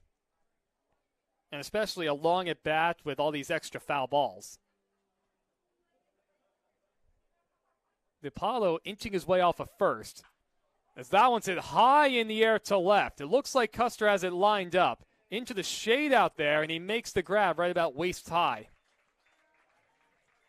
So Brock Mayer has to throw a few extra pitches, but he does work around the 2-out error from Isaiah Walls. And the Elks leave one. 7-6 Lefties over Bend. Port Angeles see if they can get the bats going as we head to the 6th.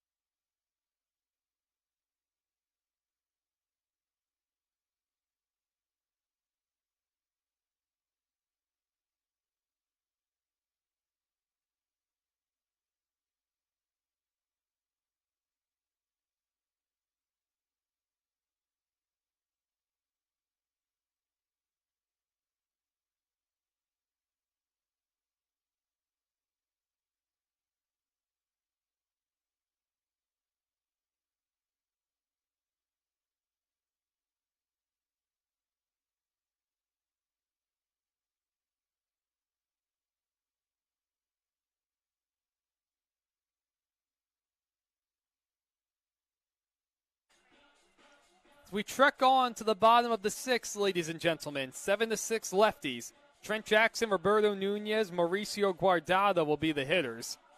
And a new pitcher for Bend. Shane Buchanan will take over on the mound.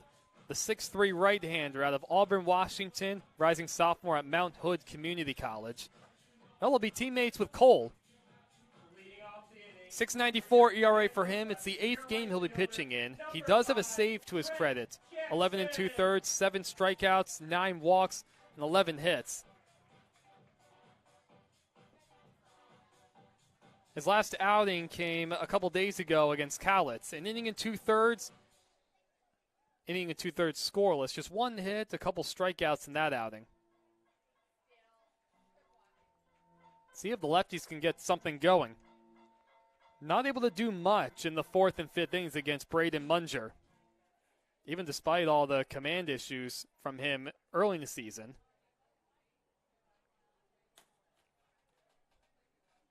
So Buchanan is ready. His first pitch to Jackson, and Jackson goes after the first pitch yet again and fouls it off his leg.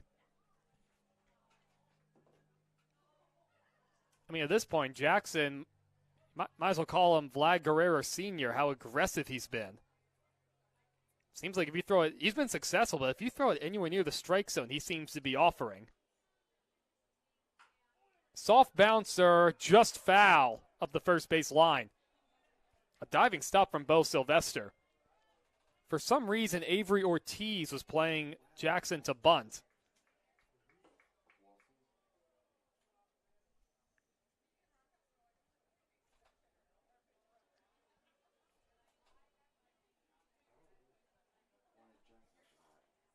So 0-2 the count. What's going on here? Looks like Bo Sylvester needed an extra moment to. Oh wow, his pants are dirty. That's a lot of dirt right there. Guess he needed time to adjust his belt and get all the extra dirt out of there.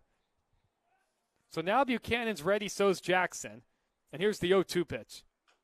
Soft bouncer up the first base line. Buchanan over to Getty, flips over the first in time.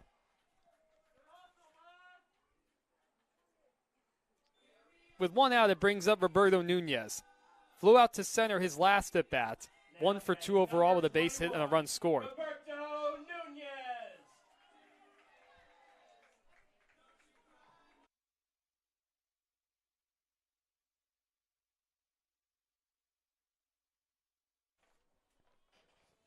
First pitch to Nunez is a curveball, a little low, ball 1.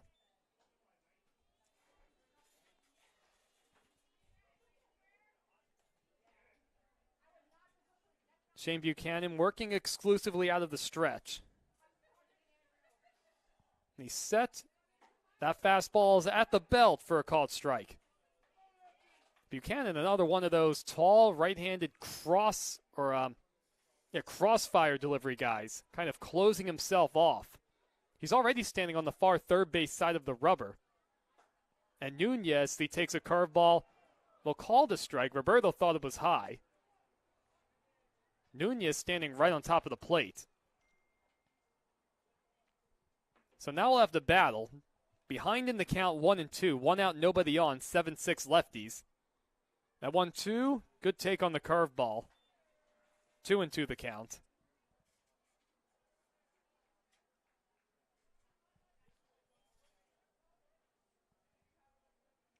Buchanan comes set again as the shadows cover the entire infield. Low 3-2 off the glove of Luca DiPaolo. The lefties need a base runner right here. Something to put some pressure on the Elks. For a while it looked, or for just a moment, it looked like the Elks were going to be out of it. And then a couple errors, the grand slam coming back in the 5th. As time is called, and Luca DiPaolo now looks like he's adjusting his catcher's glove. Well, he did have the last pitch just go right by his glove. Well, now everybody's set again. 3-2 the count, 1 out. Here's the pitch to Nunez. Swung on and missed. Well, for now, the lefties' offense remaining quiet. And that brings up, looks like we're going to get a pinch hitter. MJ Kim will grab a bat and pinch hit for Mauricio Guardado. So Mauricio's night is done. MJ Kim.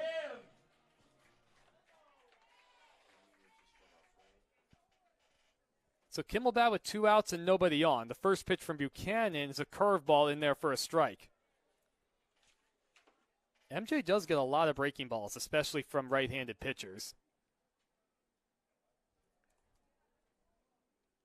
See if MJ can get a little offense going for Port Angeles. The crowd is quiet right now. Outside 1-1.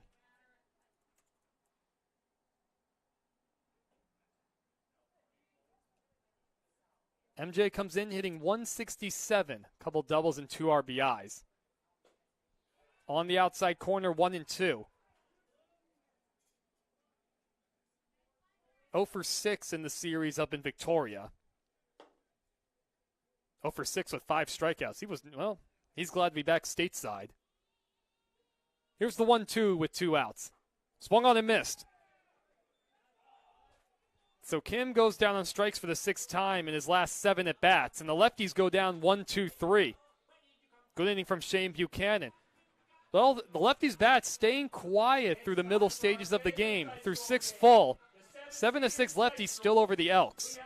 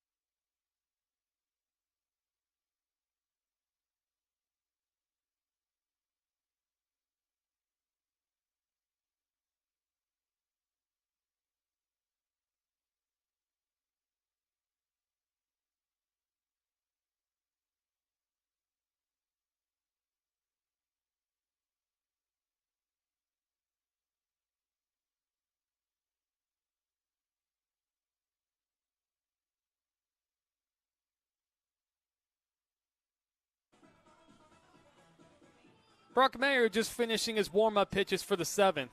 All of a sudden, this game's turned into a battle of attrition for the bullpens. Still 7-6 Port Angeles.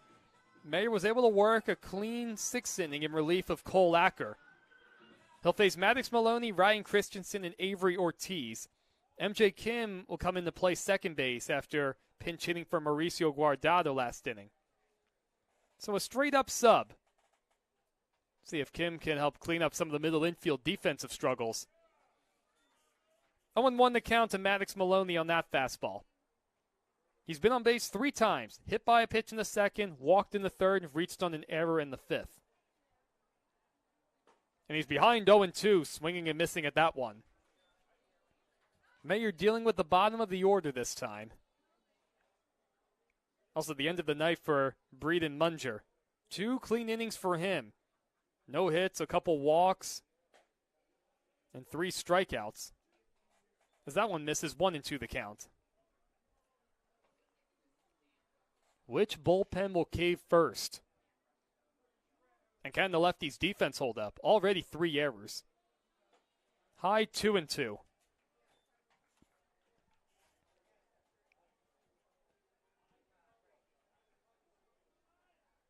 Oh, wow. Tons of youngsters playing in right field. The 2-2 from Mayer. Curveball swung on and missed.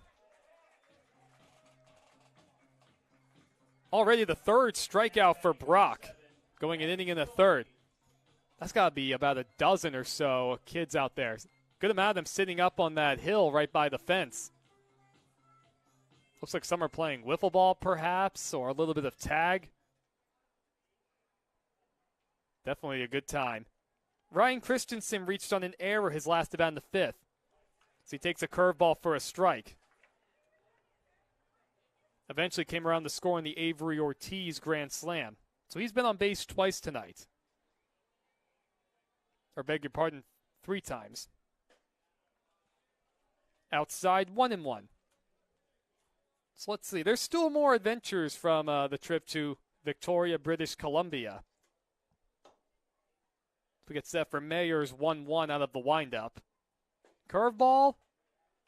I guess that was low. Looked pretty good to me. Well, I've talked a little bit about my other job as a pig racing announcer. Well, I was in the market for a new cowboy hat. Some of the hot weather that I see in parts of California, outside 3-1. I need a straw hat that's much more breathable. Like I have a brown leather one that's 100% bull hide. It's amazing, but if it's above 75 degrees, it doesn't work with the sweat. Upstairs, ball 4. Christensen with a 1-out walk. And miraculously, I found a cowboy store. I mean, they had everything. They had the boots and the belts and the hats. They definitely had the hats. As Avery Ortiz will dig in a grand slam for him back in the 5th, making this a 7-6 game, and that's where we remain. British Columbia is not exactly cowboy country in Canada. Pretty sure that distinction would belong to Alberta. Practically the Texas of Canada. First pitch is low. Christensen started and stopped. 1-0 the count. And I found the off-white straw hat that I so desperately wanted. And with the way the exchange rate goes, I got quite a discount too. $229 turned into $192. Swung on and missed at a breaking ball, 1-1. Boy, did I look American, and boy, did I feel as American as ever. Walking around Victoria, British Columbia with a cowboy hat. Ortiz standing practically on top of the plate right now. His elbows hanging over it. In the dirt, it gets away from Taylor. Up to second goes Christensen. Looked like Taylor was ready to come up firing down the first, and they tried to backhand that one and just wasn't able to get it.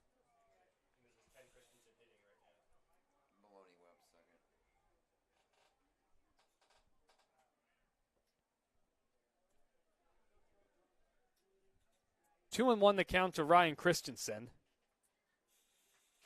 Fouled straight back, 2-2.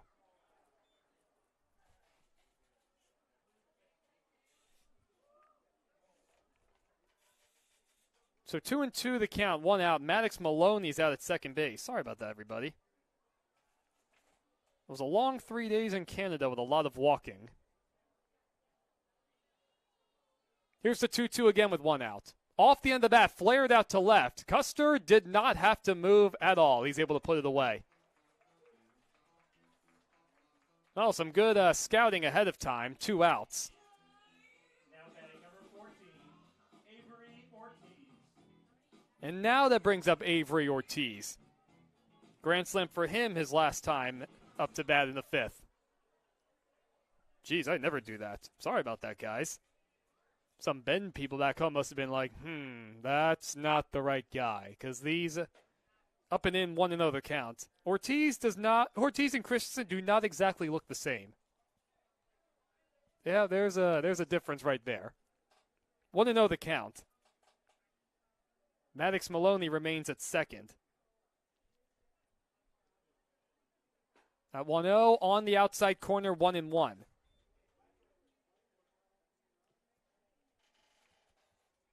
And first base is open with the struggling Kawashima waiting on deck. As that one's popped up. And that'll head out of play.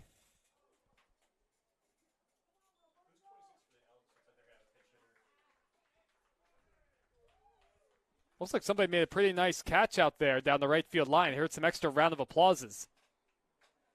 Wasn't quite able to see that.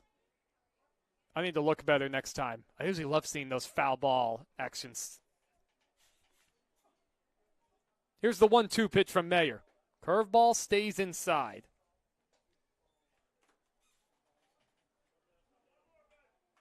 You have a pinch hitter waiting on deck for the Elks. Looks like Tyler Peterson's waiting on deck to hit in place of Masuyaki Kawashima.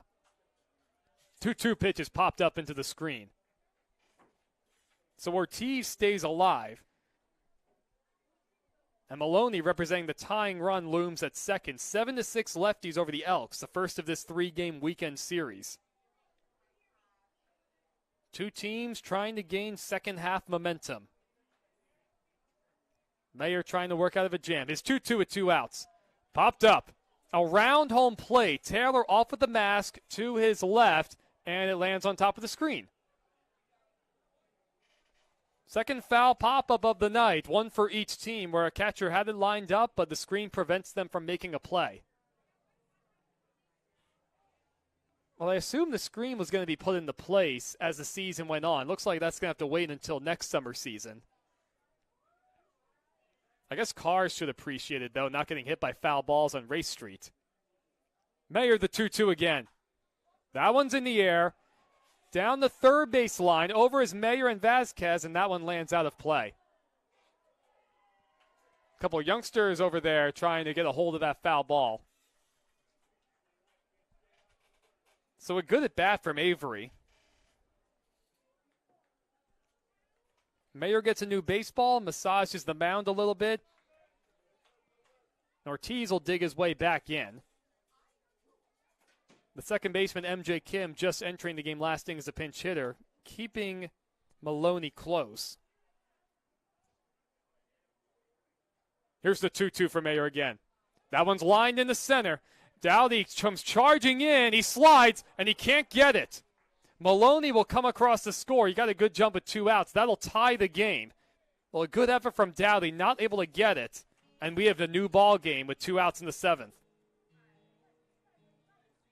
The 5th RBI of the night for Ortiz. Boy, has he been massive. Number 26, Tyler Peterson. And now Tyler Peterson will bat.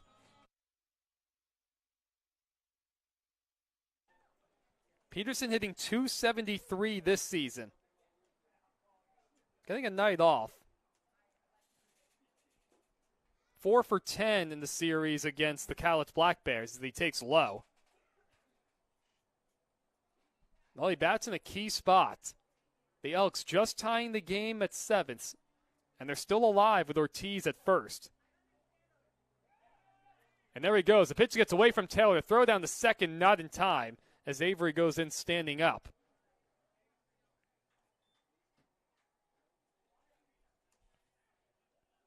Now Peterson looking to pick up his 16th RBI of the season.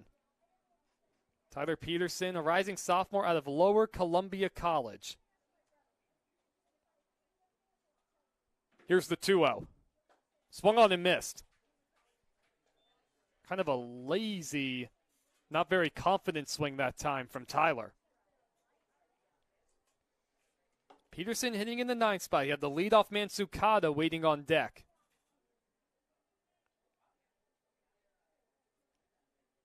And I would assume Peterson will stay in the game to play second. As that one's lined towards hole on the right side. That'll leak in the right for a hit. Ortiz is being waved home. Here's the throw from Jackson. Well, there's not going to be a throw from Jackson. I guess he couldn't get it out of his glove. So an RBI single for Tyler Peterson coming off the bench, and the Elks have taken an 8-7 lead. Now batting number 15, Justin Tsukada. And once again, all the damage coming with 2 outs. Looked like it was going to be a quiet, easy inning for Mayer. Not to be the case.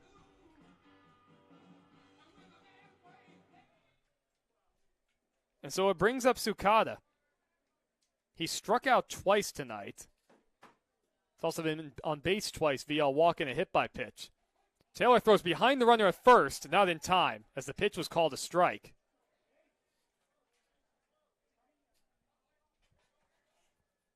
Well, the lefties are going to have to battle back now. Leading 7-2 at one point. A good lead from Peterson. He's stolen 4 bases. Mayer better pay attention to him. On the inside corner, 0-2.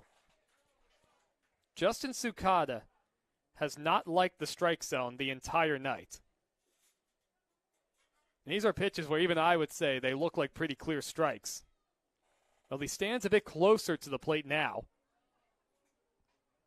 Mayer trying to finally end the inning. Here's the 0-2. The runner goes. Check swing. Doesn't matter. Tsukada goes around. So the frustrations for him continue. Going down on strikes for the 3rd time tonight. The damage has been done, though. RBI singles from Avery Ortiz, his 5th RBI of the night. And from Tyler Peterson coming off the bench. That gives the Bend Elks the lead. 8-7 Elks as we enter the 7th inning stretch. See if the lefties can battle back.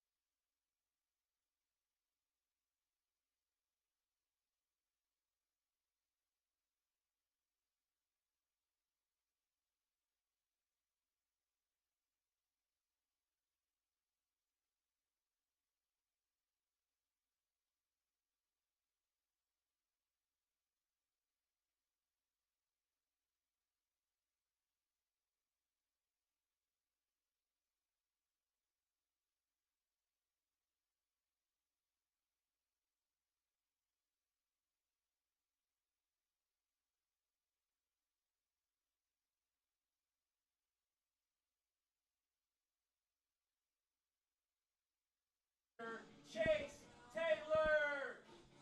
Well, all of a sudden, the lefties find themselves trailing 8-7 to the Bend Elks as we go to the bottom of the 7th.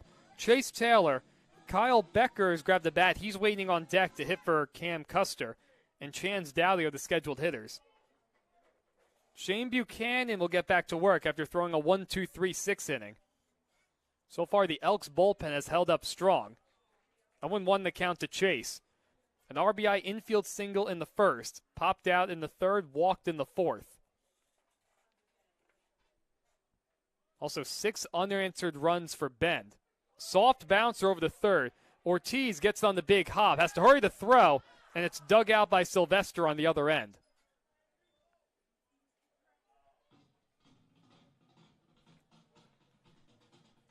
So with one out, that'll bring up Kyle Becker. Now batting number 8. Second pinch hitter of the night that we're seeing from the lefties.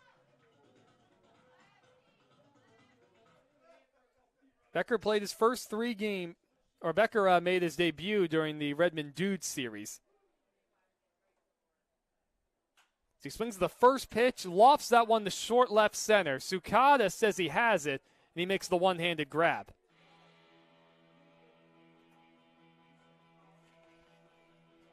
Also, even with the longer break, Shane Buchanan picking up right where he left off. Chan's Dowdy will now bat. RBI single in the first, hit by a pitch and scored in the third, and a strikeout in the fifth. Tyler Peterson also stays in the game to play second base in the place of Kawashima. Swung on and missed by Dowdy, fooled on that breaking ball.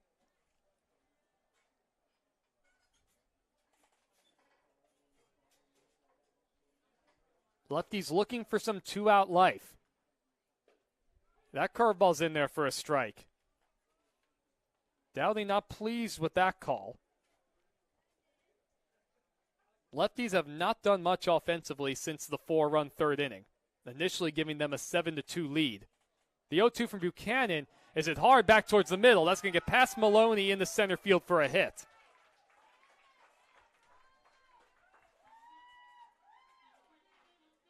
Well, the first hit for the lefties since that third inning. Had to do a double take at that one for a second. We've seen that a handful of times over the past couple of weeks. Lefties not really going stretches during games, not able to put any offense up. Looks like we're going to get another pinch hitter. Corey Jarrell will grab a bat. Well, the lefties have brought in a lot of new players. This guy is brand new. Jarrell out of Vanguard University, a rising junior there. The 6'1 left-handed hitter. He takes a little outside 1-0. So he bats in the place of Travis Helm in the 8th spot. Reasonable to assume that he'll stay in the game to play first. His first at bat in a lefty's uniform. There goes Dowdy. The pitch is hit hard back towards second. It's flagged down by Peterson. Plenty of time to get Jarrell at first. And that retires the side. The lefties do pick up their first base hit of the game since the third. Other than that, they go down quietly. 8-7 Bend Elks as we're through 7. Lefties looking to keep it at a 1-run game.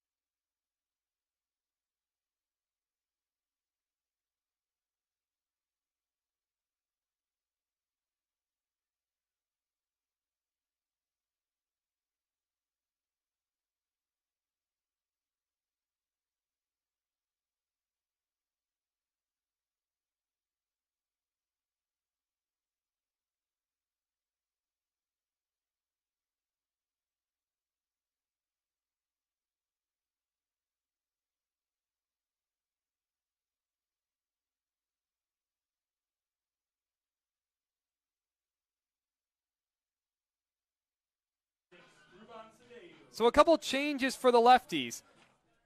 2, 3, 4 coming up for the Elks in the top of the 8th. Ruben Cedillo, Luca DiPaolo, and Bo Sylvester. Wes Penninger, the new pitcher for the lefties. His first pitch is down and away, 1-0. Wes on in relief for Brock Mayer, who won the previous 2 innings. 10th game of the season for Wes, 14 2/3, 17 strikeouts, 12 walks, 15 hits. Fouled straight back, 1-1 the count.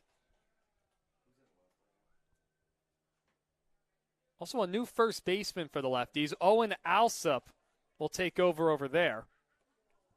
Corey Jarrell initially pinch hit for the first baseman Travis Helm last inning, made an out. So reasonable to assume Alsop will bat in the 8th spot. 2-1 the count to Cedillo. Off the glove of Taylor, 3-1 the count.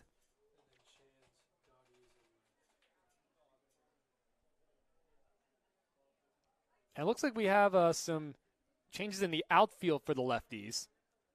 Get those changes to you guys as soon as we can. Hit foul, 3-2 the count. Obviously a lot tougher to see the outfield. It looks like Chance Dowdy moved from center to left. Now about that center fielder. The 3-2 pitch swung on and missed. Cedillo goes down on strikes, 1 away in the 8th.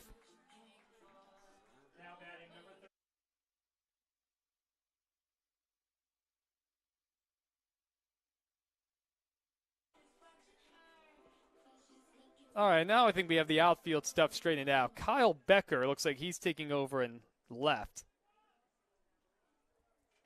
First pitch, Luca DiPaolo is outside, 1-0 the count. Luca reached on an error from Isaiah Walls at short his last time up. 1 of 3 errors for the lefties tonight. Peninsula out of the windup. He skies that one to right center. It's not deep. Jackson and Becker come running in, and it'll be Trent who makes the two-handed grab.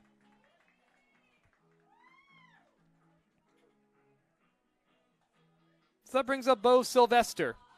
Now batting number 3, Bo Sylvester. He's 1 for 4 tonight with a single in the 5th. Flew out to left his last time up.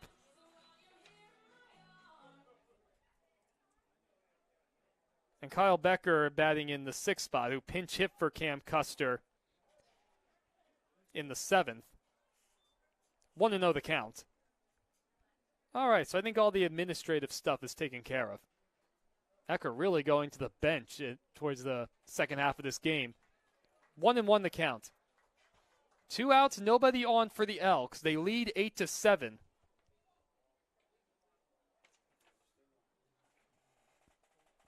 Wes is all ready to go. Out of the windup.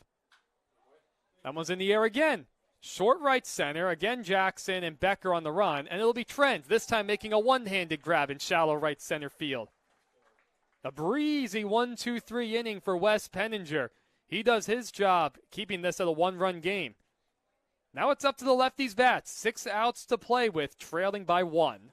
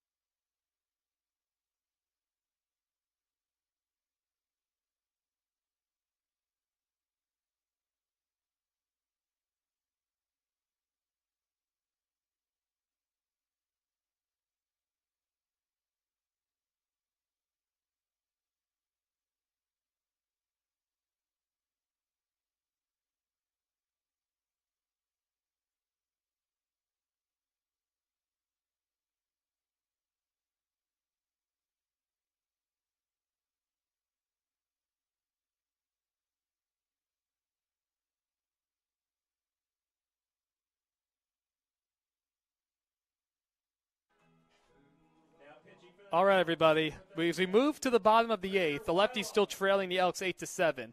Julio Vasquez, then the top coming up, Isaiah Walls and Trent Jackson. And you know, it's an interesting world as a young broadcaster or a young announcer, especially you have teams who don't necessarily send sometimes they do, sometimes they don't always send the pronunciation guides. Well, the new pitcher has a very interesting name, so for any Brenner fans, I apologize for this in advance. Brenner Waialama taking over on the mound for the Bend Elks. Incoming freshman out of the University of Hawaii, native of Torrance, California.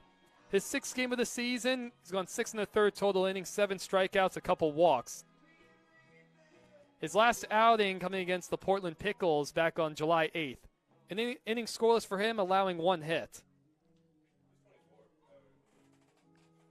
Julio Vasquez will dig into the box. A 2-run double for him and the 4-run third for the Lefties. The Lefties went from 2 outs in the 3rd inning all the way to 2 outs in the 7th without a base hit. That was a surprise even to me. Waialama working out of the stretch starts Vasquez off with a strike. Well, the Lefties need some offensive life. Looks like they're at a good part of the lineup to try and do it. A little inside 1-1. Waialama looks like one of those guys who kind of slings the ball from behind his head. Lining up on the 3rd base side of the rubber for the right-hander. Curveball bounced softly out to second. And in time over at first. Looks like Bend has a new second baseman. Get you guys that name as soon as I can. That was a surprise to me. Looks like Elijah Jackson took over at second base in place of Tyler Peterson. So Elijah Jackson was able to make that play. And that brings up Walls. He's 1 for 4 tonight. First pitch high, ball 1. That single coming back in the first, eventually come around to score 1 of 3 runs. Well, the Lefties don't need a crooked number right now, just some base runners and something to tie it. Fouled back 1-1.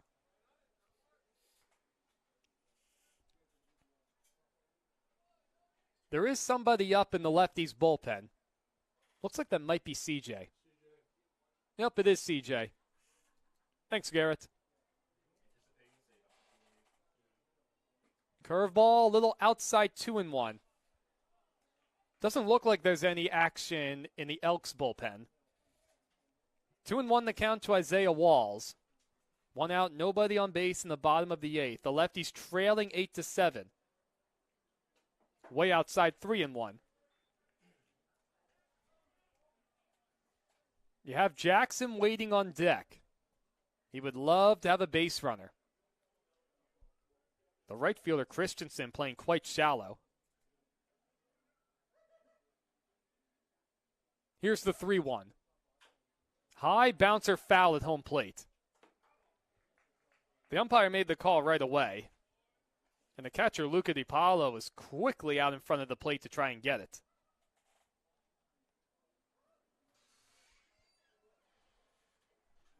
So 3-2 the count now. Wall's trying to battle his way on base. Almost no action from the flagpoles in right now. Here's the payoff. Line back towards the middle. That's going to get in there for a base hit. Second hit of the night for Isaiah Walls. He's aboard with 1 out. Life for the Lefties in the 8th inning. That brings up Trent Jackson. He singled and scored all the way back in the first. He's 1 for 4.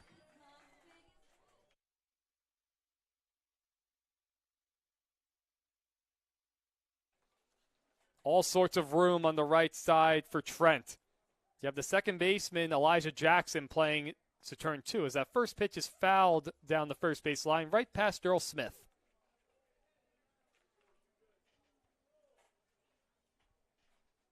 And Walls is a pretty good-looking athlete. Obviously a very new guy. Hard to see if not much of a stolen base threat he truly is. don't exactly have much of a book on him. He was able to pick up a stolen base in the Victoria Series. And a check on him, the throw almost got away from Sylvester at first. So the count remains 0-1. There's a whole bunch of youngsters going back out to right field to play some more games.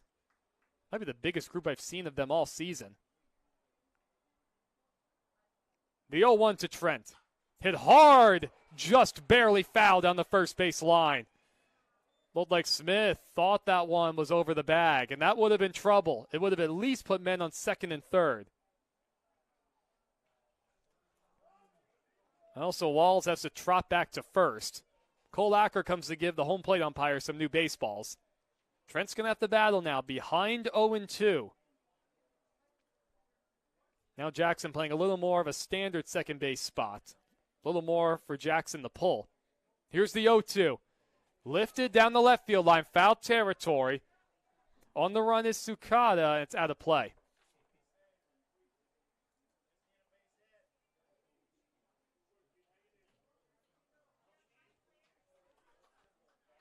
So once again, everybody has to go back to their spot.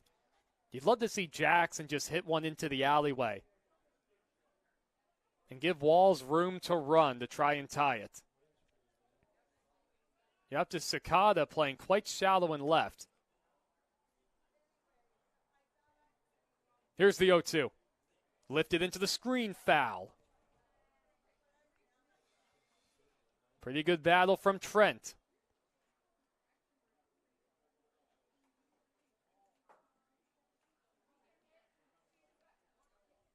So Brynner Wailama trying to keep the lead for the Elks, coming on for the 8th.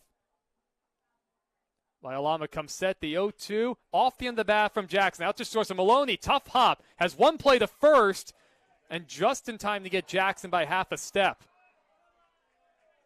Some fans not happy with the call. It was a bit of a late call coming at first. It looked like there was a chance for a 2 to be turned right there, but it was so slowly, and there was a crazy hop right at the end, so no chance to try and get the out at second. So Walls up to second. It brings up Nunez. He's been the fire starter all season long for the Lefties. Sacrifice bunt in the first, a single, and he came around to score in the third. 1 for 2 for him. A hit should tie it. First pitch swinging down the right field line, foul. And Roberto's been extremely aggressive all night long.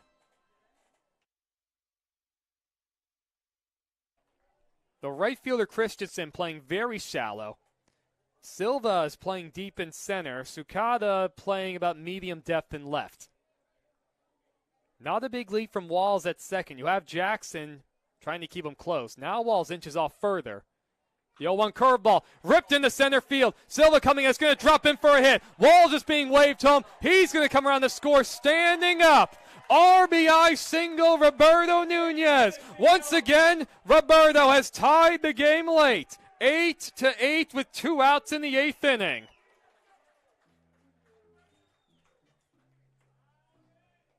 What a summer, what a year for Roberto Garza Nunez III. Well, once again, Matt Acker going back to the bench. Ethan Young is going to pick up a bat and hit an MJ Kim spot. Number 32, Ethan Young. Young has struggled throughout the summer, just finishing the transfer process to Lafayette College.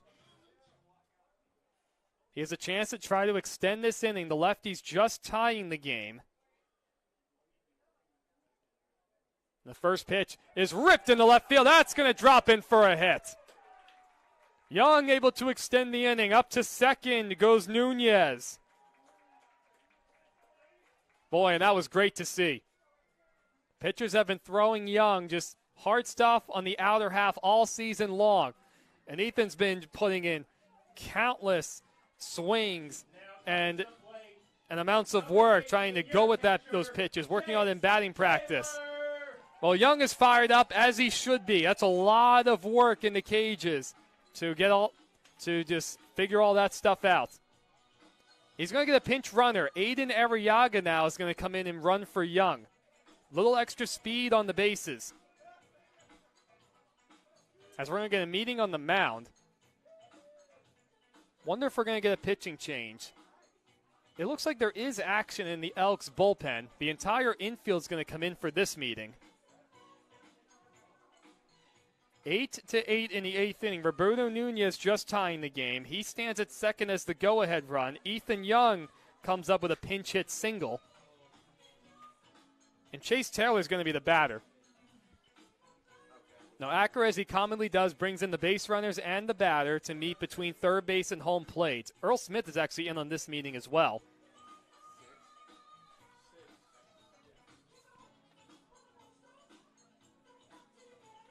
And so the meeting concludes. Brynner Wyalama is going to remain on the mound. And again, Aiden Arriaga, first time we're seeing him for a home broadcast. He looms at first, coming as the go-ahead run. Out of the College of the Desert in Palm Desert, California. First pitch to Chase is fouled back. Aiden went 0 for 4 in the Victoria Series, making his debut across the pond. He runs well. Played in the Power Summer Collegiate League, that 1-month-long league in Palm Springs, earlier in the summer. That season just ended, and here he is. The 0-1 to Taylor. Oh, wow. A called strike on a pitch that has not been a strike all night long. Luca DiPaolo had to put his glove way outside to just snag that one. But also, Chase is going to have to battle. 0-2 the count, 2 outs. Go-ahead runner at second, that's Nunez. That pitch swung on and missed. Taylor, a couple extra words for the home plate umpires. He walks off. He goes down on 3 pitches. The damage has been done, though. Roberto Nunez tying the game at 8th, delivering a 2-out RBI single. Once again, we have a new ball game as we head to the top of the 9th. C.J. Lewis comes trotting out of the bullpen.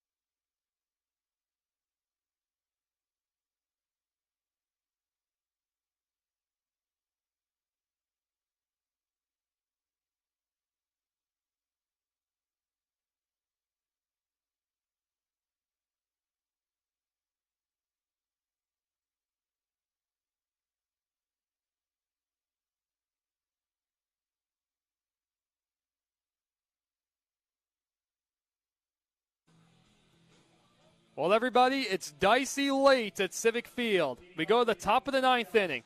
A new pitcher for the lefties, C.J. Lewis, is on. He'll be facing a pinch hitter, Braden Terry, then Maddox Maloney and Ryan Christensen. Terry hitting .238 this season, no home runs, 11 RBIs. Aiden Arriaga also taking over at second after pinch running for Ethan Young, who pinch hit for M.J. Kim.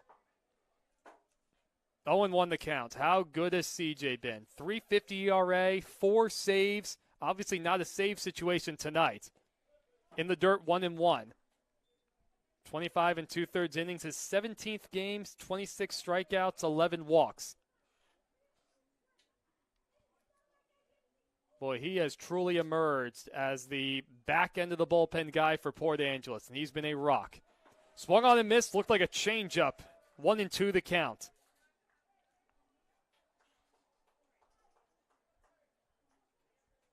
Looks like another pinch hitter waits on deck for the Elks. 1-2 the count. Lewis dealing to Braden Terry. Soft bouncer foul at the third base line. That pitch just riding down and away from the left-handed batter.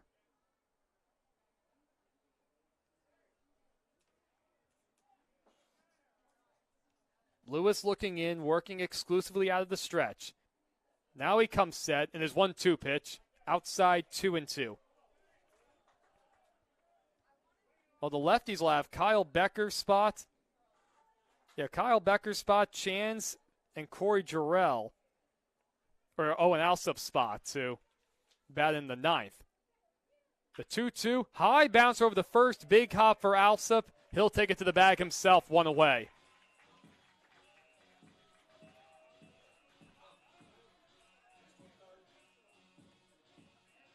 So with one out, it brings up another pinch hitter. We'll get his name as soon as I possibly can. Looks like it's Jake Hoskins who's picked up a bat. Hoskins, a rising senior out of Linfield College. As he swings and misses at that one as he gets away from Taylor. 0-1 the count. Well, both teams heavily going to their bench. I think if anybody were to look at my scorecard right now, I think the only person who would be able to read it would be me. All sorts of things having to be crossed off. 0-1 is hit foul by the Elks dugout. 0-2 the count. Hoskins hitting $196. One extra base hit and 3 RBIs. He went 3 for 4 last night against Cowlitz with an RBI. So that really helped out that average. The 0-2. Hit back towards the middle. Walls is over to get it. Up with it. In time, 2 away. So CJ's retired each of his first 2 hitters.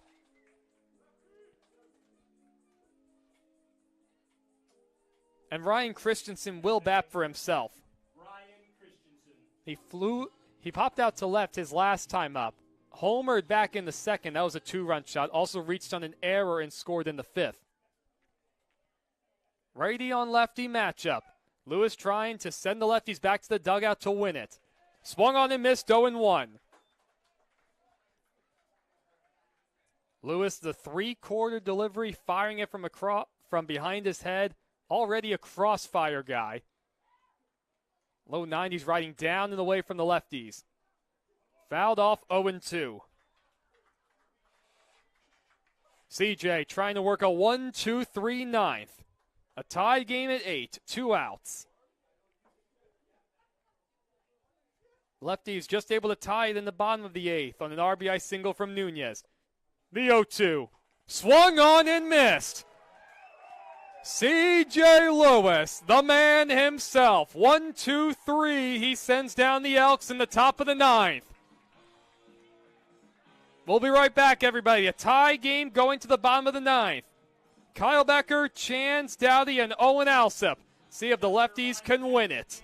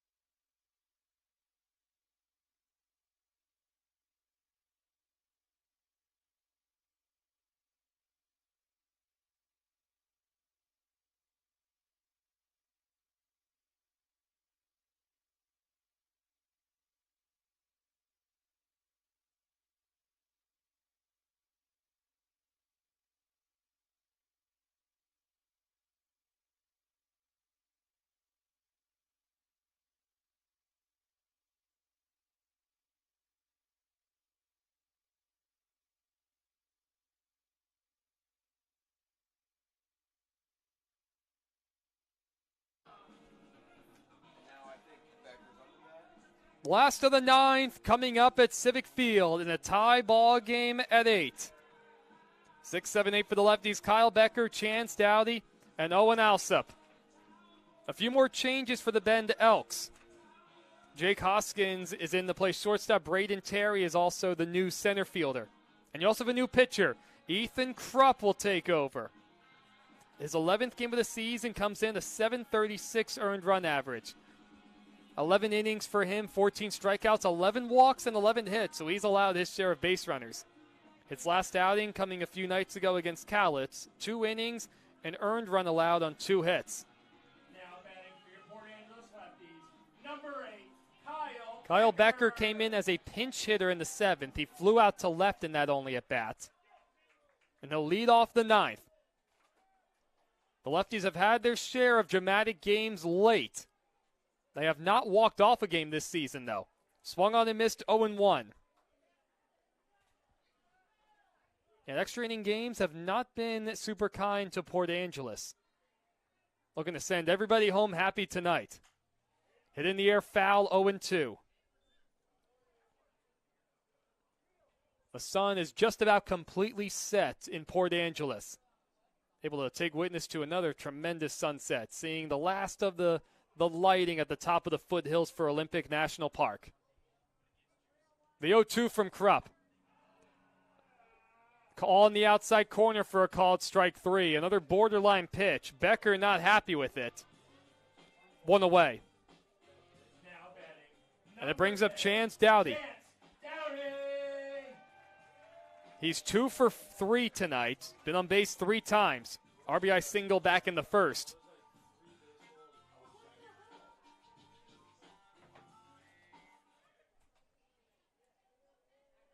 Krupp working out of the stretch. He comes set. Everybody playing straight up.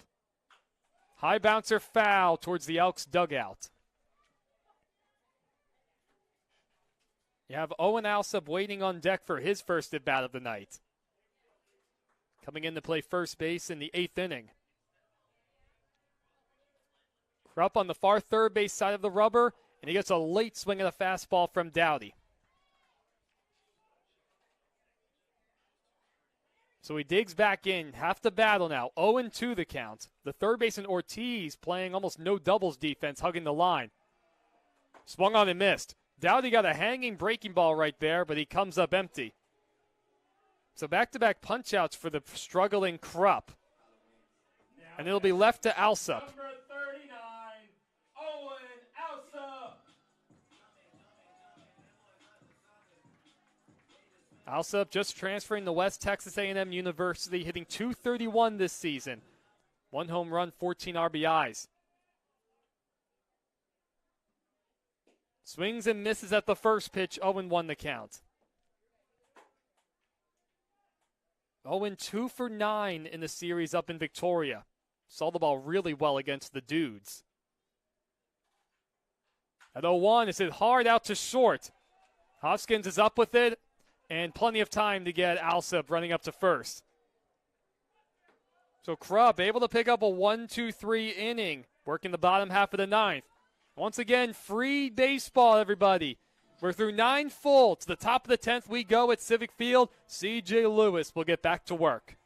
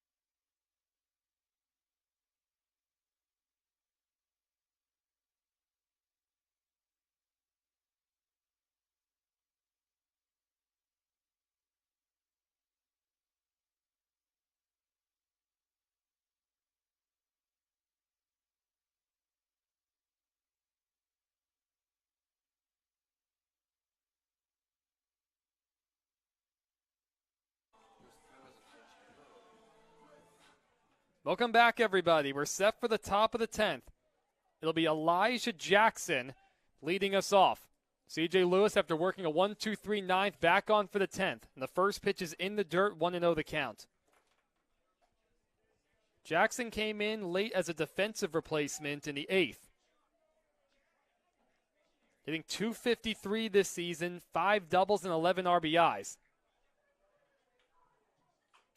As that one's bounced foul, 0-2. Or excuse me, 1-1 the count.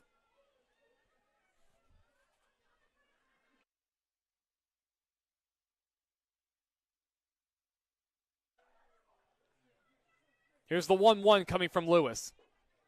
At the knees, 1-2.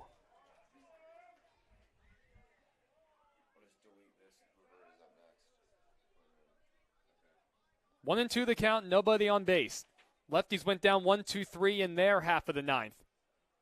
Here's the pitch from Lewis. Hit foul into the screen. The home opener for the Lefties coming way back in June. That was a 13-inning affair. Lefties eventually went on to lose that ball game. It was also suspended due to rain in the 11th inning. No sign of rain tonight. The 1-2 swung on and missed. Second strikeout of the night for CJ, one away. And boy, the Elks are going to have their work cut out for them, trying to get offense going against Lewis. So that brings up Tyler Peterson.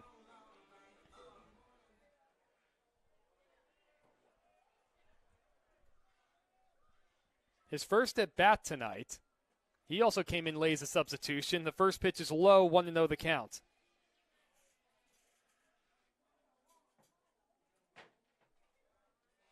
Lewis looking in a long time. Now he comes set. The third baseman Vasquez playing even with the bag in case of a bunt. Up and away, 2-0. Definitely don't want to walk the 9-man. Especially with some of the damage the middle of the order has done. Here's the 2-0. Oh, called outside. We saw that pitch called a strike against Becker last inning. 3-0 the count. So Lewis now comes set. Trying to avoid putting a man on.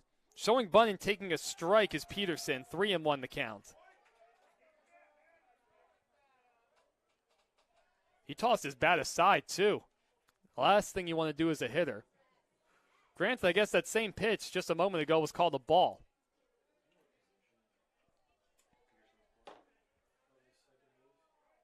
Here's the 3-1. That one's fouled into the screen, 3-2.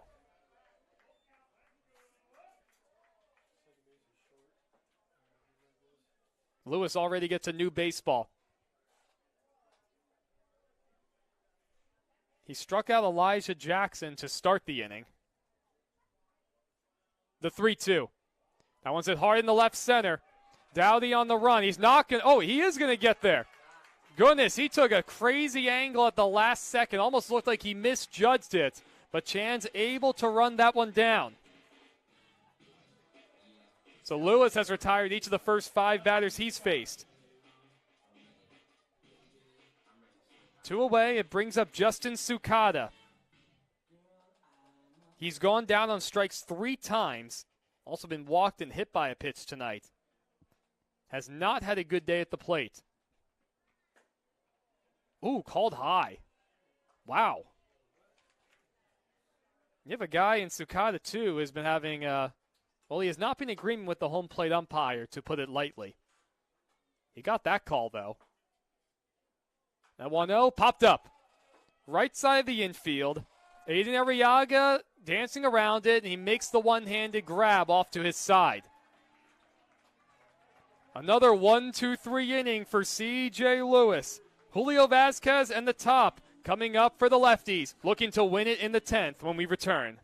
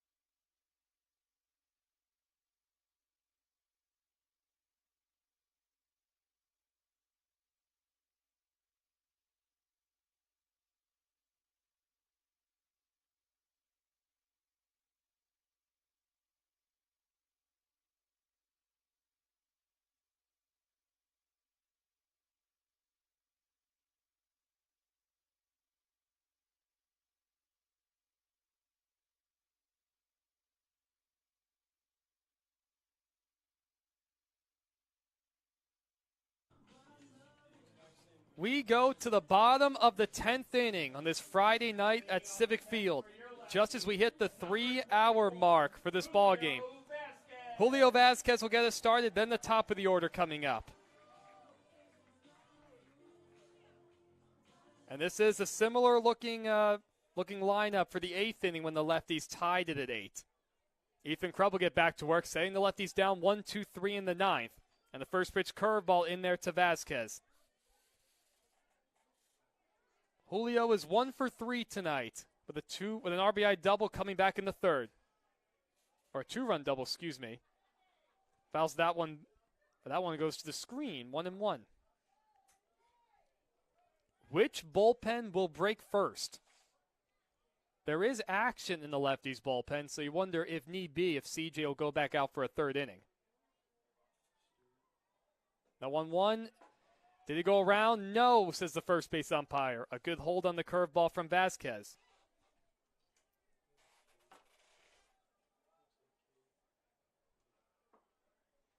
Krupp looking in, working out of the stretch. Now he comes set. Here's his 2-1.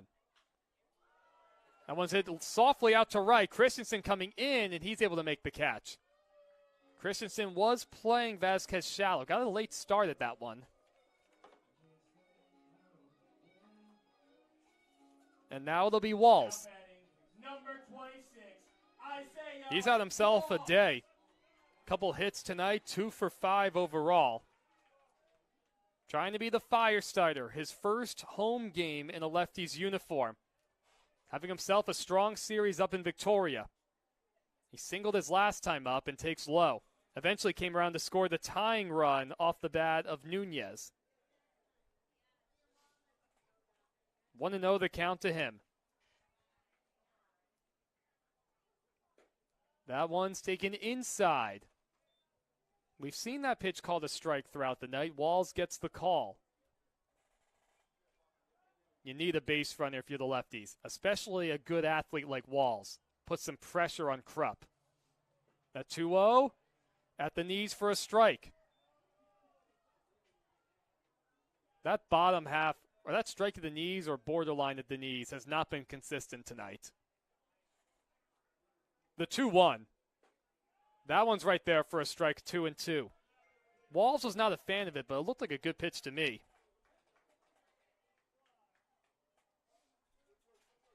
So Walls is going to have to battle. 2-2 the count, 1 out in the bottom of the 10th. And Krupp deals. Check swing at a breaking ball outside. Pretty good hold from Isaiah. Trying to win this battle. Krupp comes set.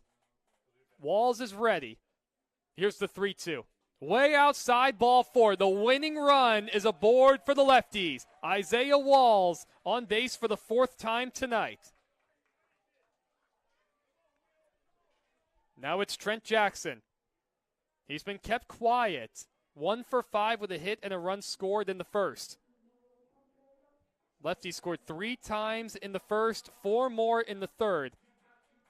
Went from 2 outs in the 3rd inning all the way till 2 outs in the 7th without a hit. Eventually able to tie the game in the 8th inning. As time was called, Acker just finished up a conversation with Jackson in between 3rd and home. I'd be surprised to see Trent lay down a bunt. So the Elks will set up to turn 2. Sylvester at first will hold Isaiah. First pitch taken low by Trent. Jackson, an extremely aggressive hitter.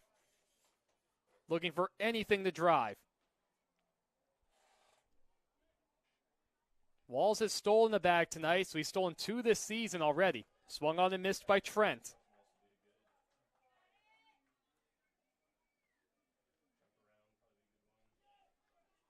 Not a big lead at first from Isaiah. The 1-1 to Jackson. Swung on and missed. Foul tipped into the glove of Luca DiPaolo. Moves the count to 1-2. Trent's going to have to battle. And you have Nunez waiting on deck. The 1-2. Lifted foul and out of play down the left field line towards the parking lot. Look out, cars.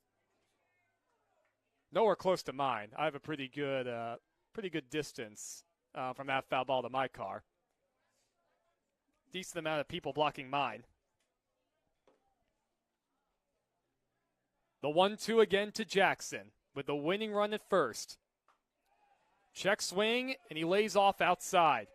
Tried to change up that time. Pretty good crowd still remaining. A lot of youngsters taking in this Lefties game. The 2-2. In the air to right field. It's not deep. The center fielder, Braden Terry, comes charging in. Oh, and it drops! Unbelievable. Elijah Jackson looked like he was going to make the call as the second baseman. Then he gave way to Terry at the last second, and nobody made the play. Walls ends up hustling his way to second. It'll have to be a base hit for Jackson. Nobody touched the ball. His second hit of the night. Oh, my goodness.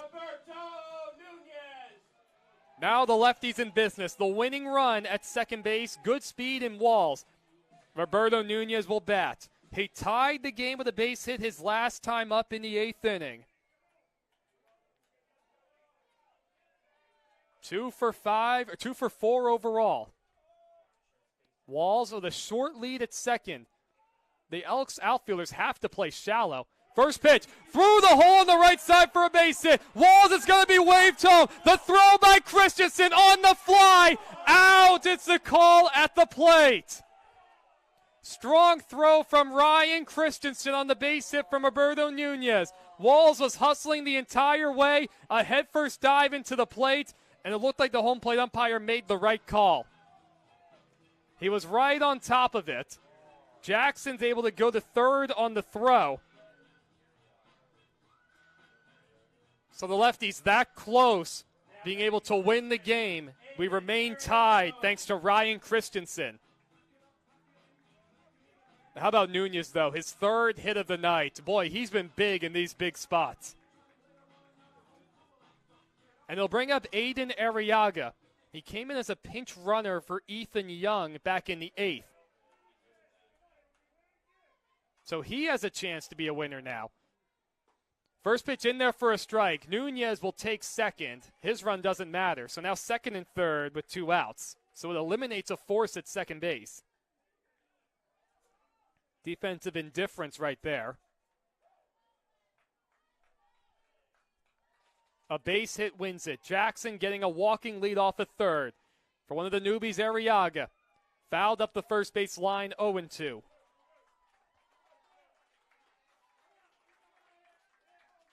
The Civic Field crowd comes to his feet, trying to urge Aiden on. He comes into tonight 0 for 4 with 3 strikeouts. Trying to change that right here. Just finishing up a 1-month season in Palm Springs. Seeing some higher level competition in the West Coast League. The 0-2 is fouled back. Pretty good hack right there.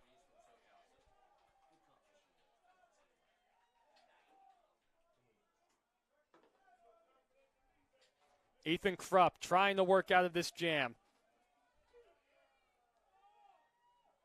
A long look in, now we come set. As time is called by Arriaga at home plate. 8-8 in the bottom of the 10th inning. Jackson at third, Nunez at second. Thought just a moment ago the Lefties would win it on the base hit from Nunez. Ryan Christian with the outfield assist from right field says otherwise. A base hit surely wins it now. Can Arriaga push something through the hole? Everybody straight up for the Elks. Krupp comes set. The 0-2 to Aiden. Swung on and missed. Krupp is fired up. Fist bumps all the way around as he comes charging off the mound. And the Elks able to keep this game tied. 8-8 our score remains through 10 innings. The Lefties that close, not able to push the winning run across. We go to the top of the 11th. Another new pitcher coming in for the Lefties.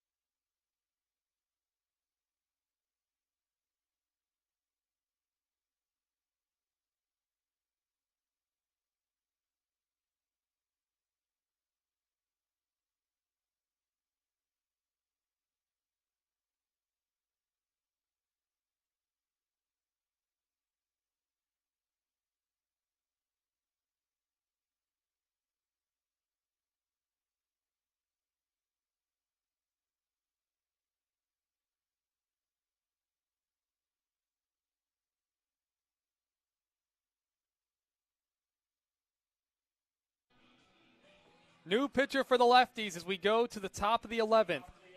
Lefties thought they had the game won, not to be the case on an outfield assist from Ryan Christensen. The second game that Stewart's pitched this season for Port Angeles. He went 2 innings yesterday in the loss against Victoria. A couple hits and an earned run allowed by him. The rising sophomore going to Edmonds Community College, native to Seattle. His first pitch to Ruben Cedillo is down and in, ball 1. Cade will face the 2, 3, and 4 spots for the Elks. Cedillo is 1 for 4 tonight with a single in the first.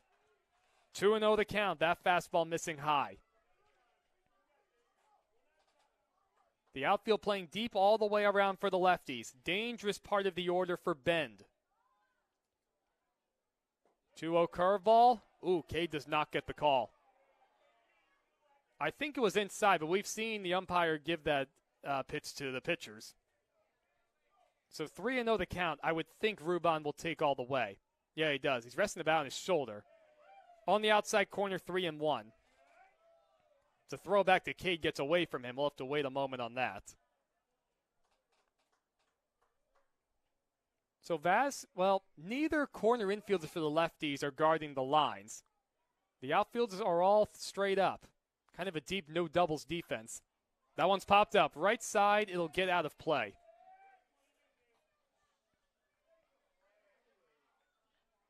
Three and 2 the count. The first of this 3-game series, the Lefties and the Elks. Boy, how about those 2 innings from C.J. Lewis, though?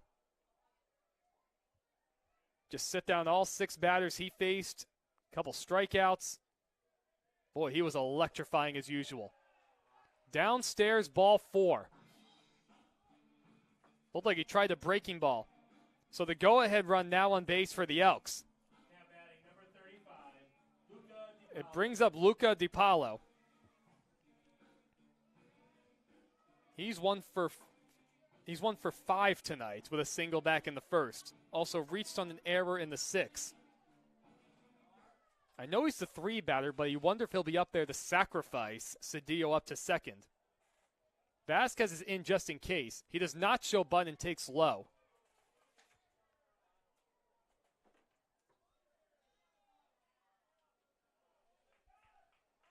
So lefty set up to turn 2. Time is called. Here comes Earl Smith, trotting out to the mound as he often does.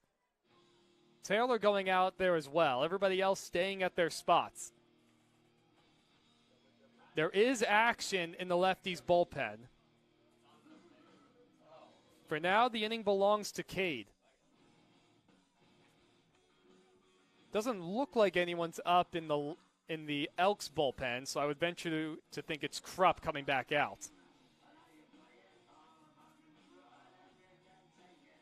Well, the meeting concludes. Everybody goes back to their spots. 1-0 the count to Luca DiPaolo. Cedillo has stolen 2 bags this season. Swung on and missed. So DiPaolo's not up there to bunt. 1-1 the count. 8-8 in the top of the 11th inning. And again, the West Coast League does not put a man on second base in the extra frames. Slide step off the hands, a soft bouncer out to third. Vasquez is up with it. He has 1 play to first. He gets the out there. Just hit way too slowly to try and turn 2. So the go-ahead run moves up to second, and it'll bring up Bo Sylvester. now batting number 3, Bo Sylvester. Sylvester had a base hit back in the 5th. He's 1 for 5 tonight. He's flown out each of his last 2 at-bats. And it looks like the Lefties are going to intentionally walk him. Interesting decision right there. So Sylvester will take his base. First and second now with 1 out. I do miss the good old days of pitchers having to actually throw the 4 intentional balls. Looks like we're going to get another pinch hitter. Hunter Comide. So Hunter Comide picking up a bat. He's 4 for 12 with an RBI. a short right-handed batter. The lefty set up to turn 2. First pitch is on the outside corner for a strike. Now batting number 27, Hunter Comine. So Hunter Comite hitting in the place of Braden Terry. His school is not listed, at least from what I can see. Low 1-1. Oh, beg your pardon. It might actually be Hunter Comine. They have in point streak a Hunter Comide and a Hunter. No, wait, maybe not. I see the numbers. There we go. Okay, that's Comide. That'd be so confusing if Hunter Comine and Hunter Comide are both actually real people. But Comide wears 27, which this guy does. That one's lined softly in the right. Jackson is right there to put it away. Cedillo will tag. Nope, he just drew the throw. Strong throw from Jackson, though, on one hop in the third. He does throw well. And a big out right there. The pinch hitter, Hunter Comide, retired.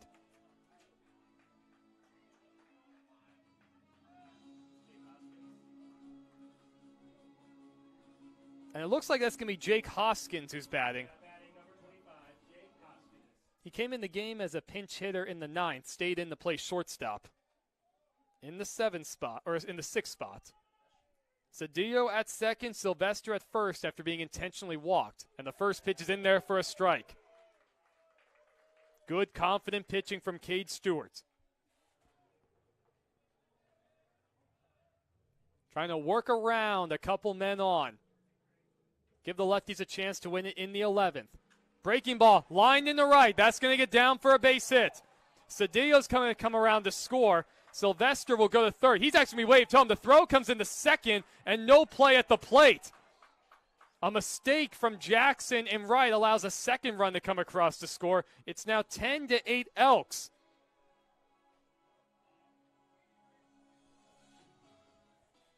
And Jake Hoskins able to deliver a big blow in the 11th for Bend. 10-8. And an aggressive wave around from Joey Wong in the third base coach's box. It would have been a close play at the plate if the throw came in where it was supposed to go. So Ryan Christensen will bat. He's going to have a quick meeting with Wong between third and home. 10-8 Elks. The lefties came so close to winning it in the 10th on the base hit from Nunez. And Walls was out at the plate on a throw coming in from right field.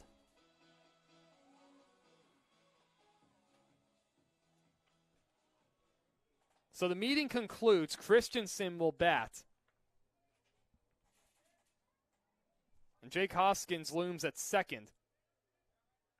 Elks looking to pick up an insurance run as they lead by 2 now. First pitch is on the inside corner for a strike. The bullpen is now quiet for the lefties. They did have a man up just in case for Cade. There is somebody throwing in the Elks bullpen. Swung on and missed, 0-2 the count.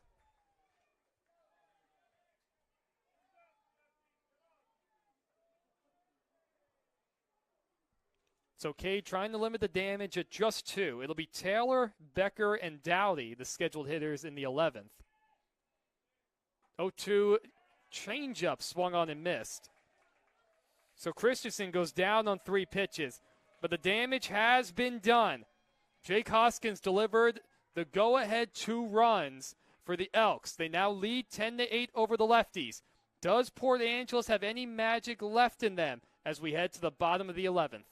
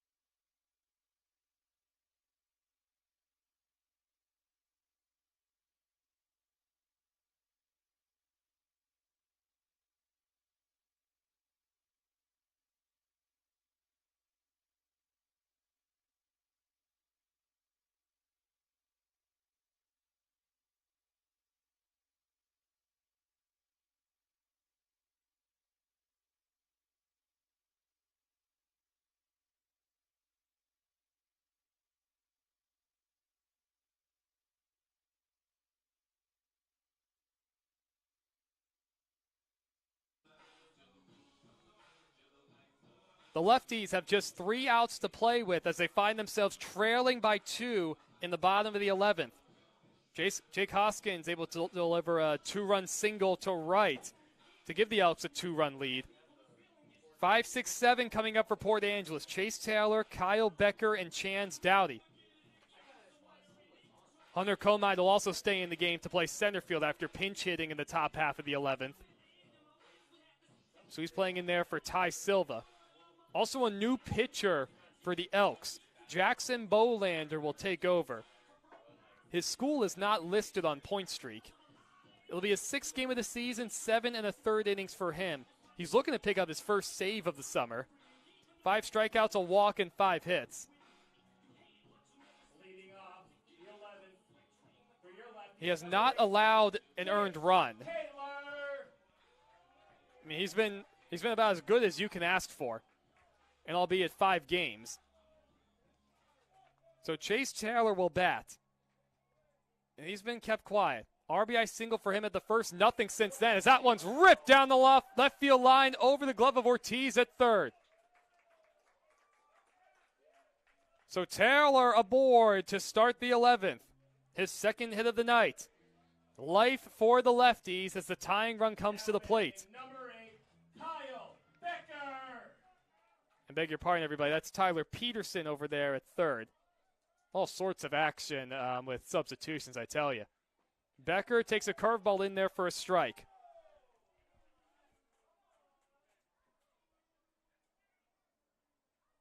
Kyle's 0 for 2 tonight. Flew out to left in the 7th and struck out in the 9th. Coming in late. Chase has a 3-step lead. I doubt we're going to see him go anywhere. Upstairs 1-1. His run does not matter. You need Kyle to get on base. All sorts of room on the right side. The second baseman, Jackson, playing over towards the second base bag. 1-1. Is it high in the air down the right field line? Christensen is over. He's not going to get it. It'll drop for a fair ball. Stopping at second is Taylor. He had to make sure that ball wasn't caught. That was up there a long time, but Christensen in right was playing over towards the alleyway. Here come the Lefties again, back-to-back singles, and the tying runs are on base. That brings up Chance Dowdy. 2 for 5 tonight. He struck out his last at-bat in the 9th. The Elks are playing for a bunt just in case. Chance does show bunt, pulls it back, and takes it for a ball. It was called high. They appeal the call down the first, no swing. Taylor at second, Becker at first. Dowdy looks like he's up there to bunt. You have good speed all the way around. Chance does show bunt. And here's the pitch. Pulls back. He takes on the outside corner. And we'll see what Acker does here, because you have the Elks really charging in hard, especially Sylvester at first. Wonder if you think about having Jackson pull back and swing away. He does square, and he bunts it foul behind home plate. So the sacrifice unsuccessful right now. Now we'll see if Acker has chance swing away. Well, it looks like he will. I think that was about as much of a swing away gesture as you could get from Acker. Well, you have Peterson still playing even with the third base bag. Sylvester, and Dowdy shows bunt. And it's bunted foul. Oh, it's a fair ball. What happened here? Did Dowdy bunt that one off of himself? That's the only thing I can think of.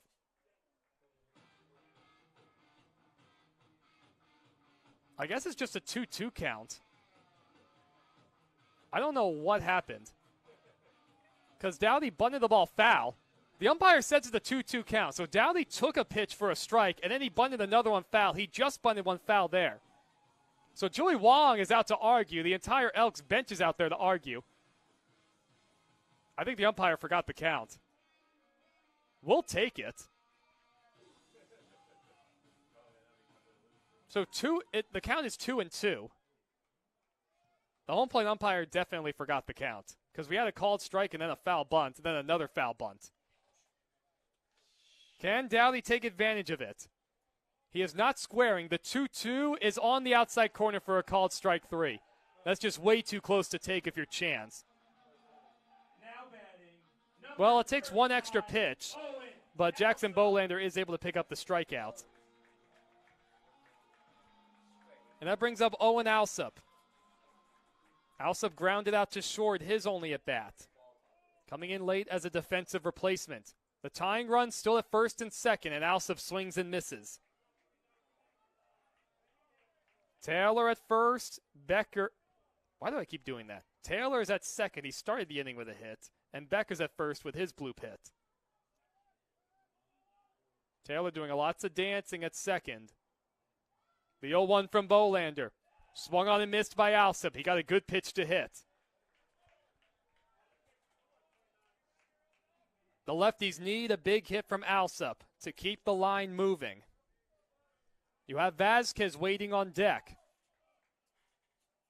The Elks set up to turn 2. The 0-2 pitch is bounced slowly foul by Vasquez in the on-deck circle.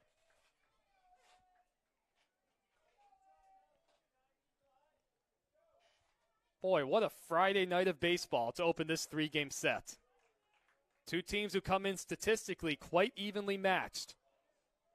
Bolander trying to pick up the save. The 0-2 again. Just barely getting a piece of that one is Alsop. 0-2 the count as Bolander gets another new baseball. The outfield playing fairly deep, almost like a no-double setup. Good speed all the way around for the lefties. 0-2 again, foul tipped into the glove of DePaulo. Back-to-back strikeouts for Bolander, and the lefties are down to their final out. And it's one of the newbies, Julio Vasquez. An RBI double for him back in the third. 1 for 4 tonight. Julio's getting all sorts of Julio chants now. Lefties need a base runner as he swings and misses at a first pitch curveball. You have Walls waiting on deck, who's seen the ball really well tonight. Bolander comes set. The 0-1, curveball in there for a strike. Vasquez not happy with it, but it looks like a pretty good pitch. Now the lefties down to their final strike, trying to stay alive in this extra inning thriller. A long look in from Bolander. Now he finally comes set. 2 on and 2 outs, the 0-2. Check swing, did he go around? And the first base umpire says yes he did. Frankly, I think he did not look like a swing. I think he was just ready to go home on that one. But either way, that retires the side. The lefties go down 10-8 in the first game of this doubleheader, or the first of this 3-game series. The lefties are able to battle their way back, tying the game in the 8th. It looked like they were going to be able to win it in their half of the 10th. Not able to do so. The big hit for the Elks coming from Jake Hoskins, a 2-run single giving the Elks that 2-run lead. Jackson Bolander picks up his first save of the season. Well, a wild Friday night at Civic Field, everybody. A wildly exciting game. The lefties do lose their 4th straight. We'll be right back, though. Tomorrow night, 6:35, first pitch. Right back here on the local Peninsula Public Access Station and the West Coast League app. I'm Evan Schmeiser, ladies and gentlemen. Griff McClellan's my live stream director. Matt Ackers, the owner of the Lefties. So long for tonight. We'll see you all tomorrow.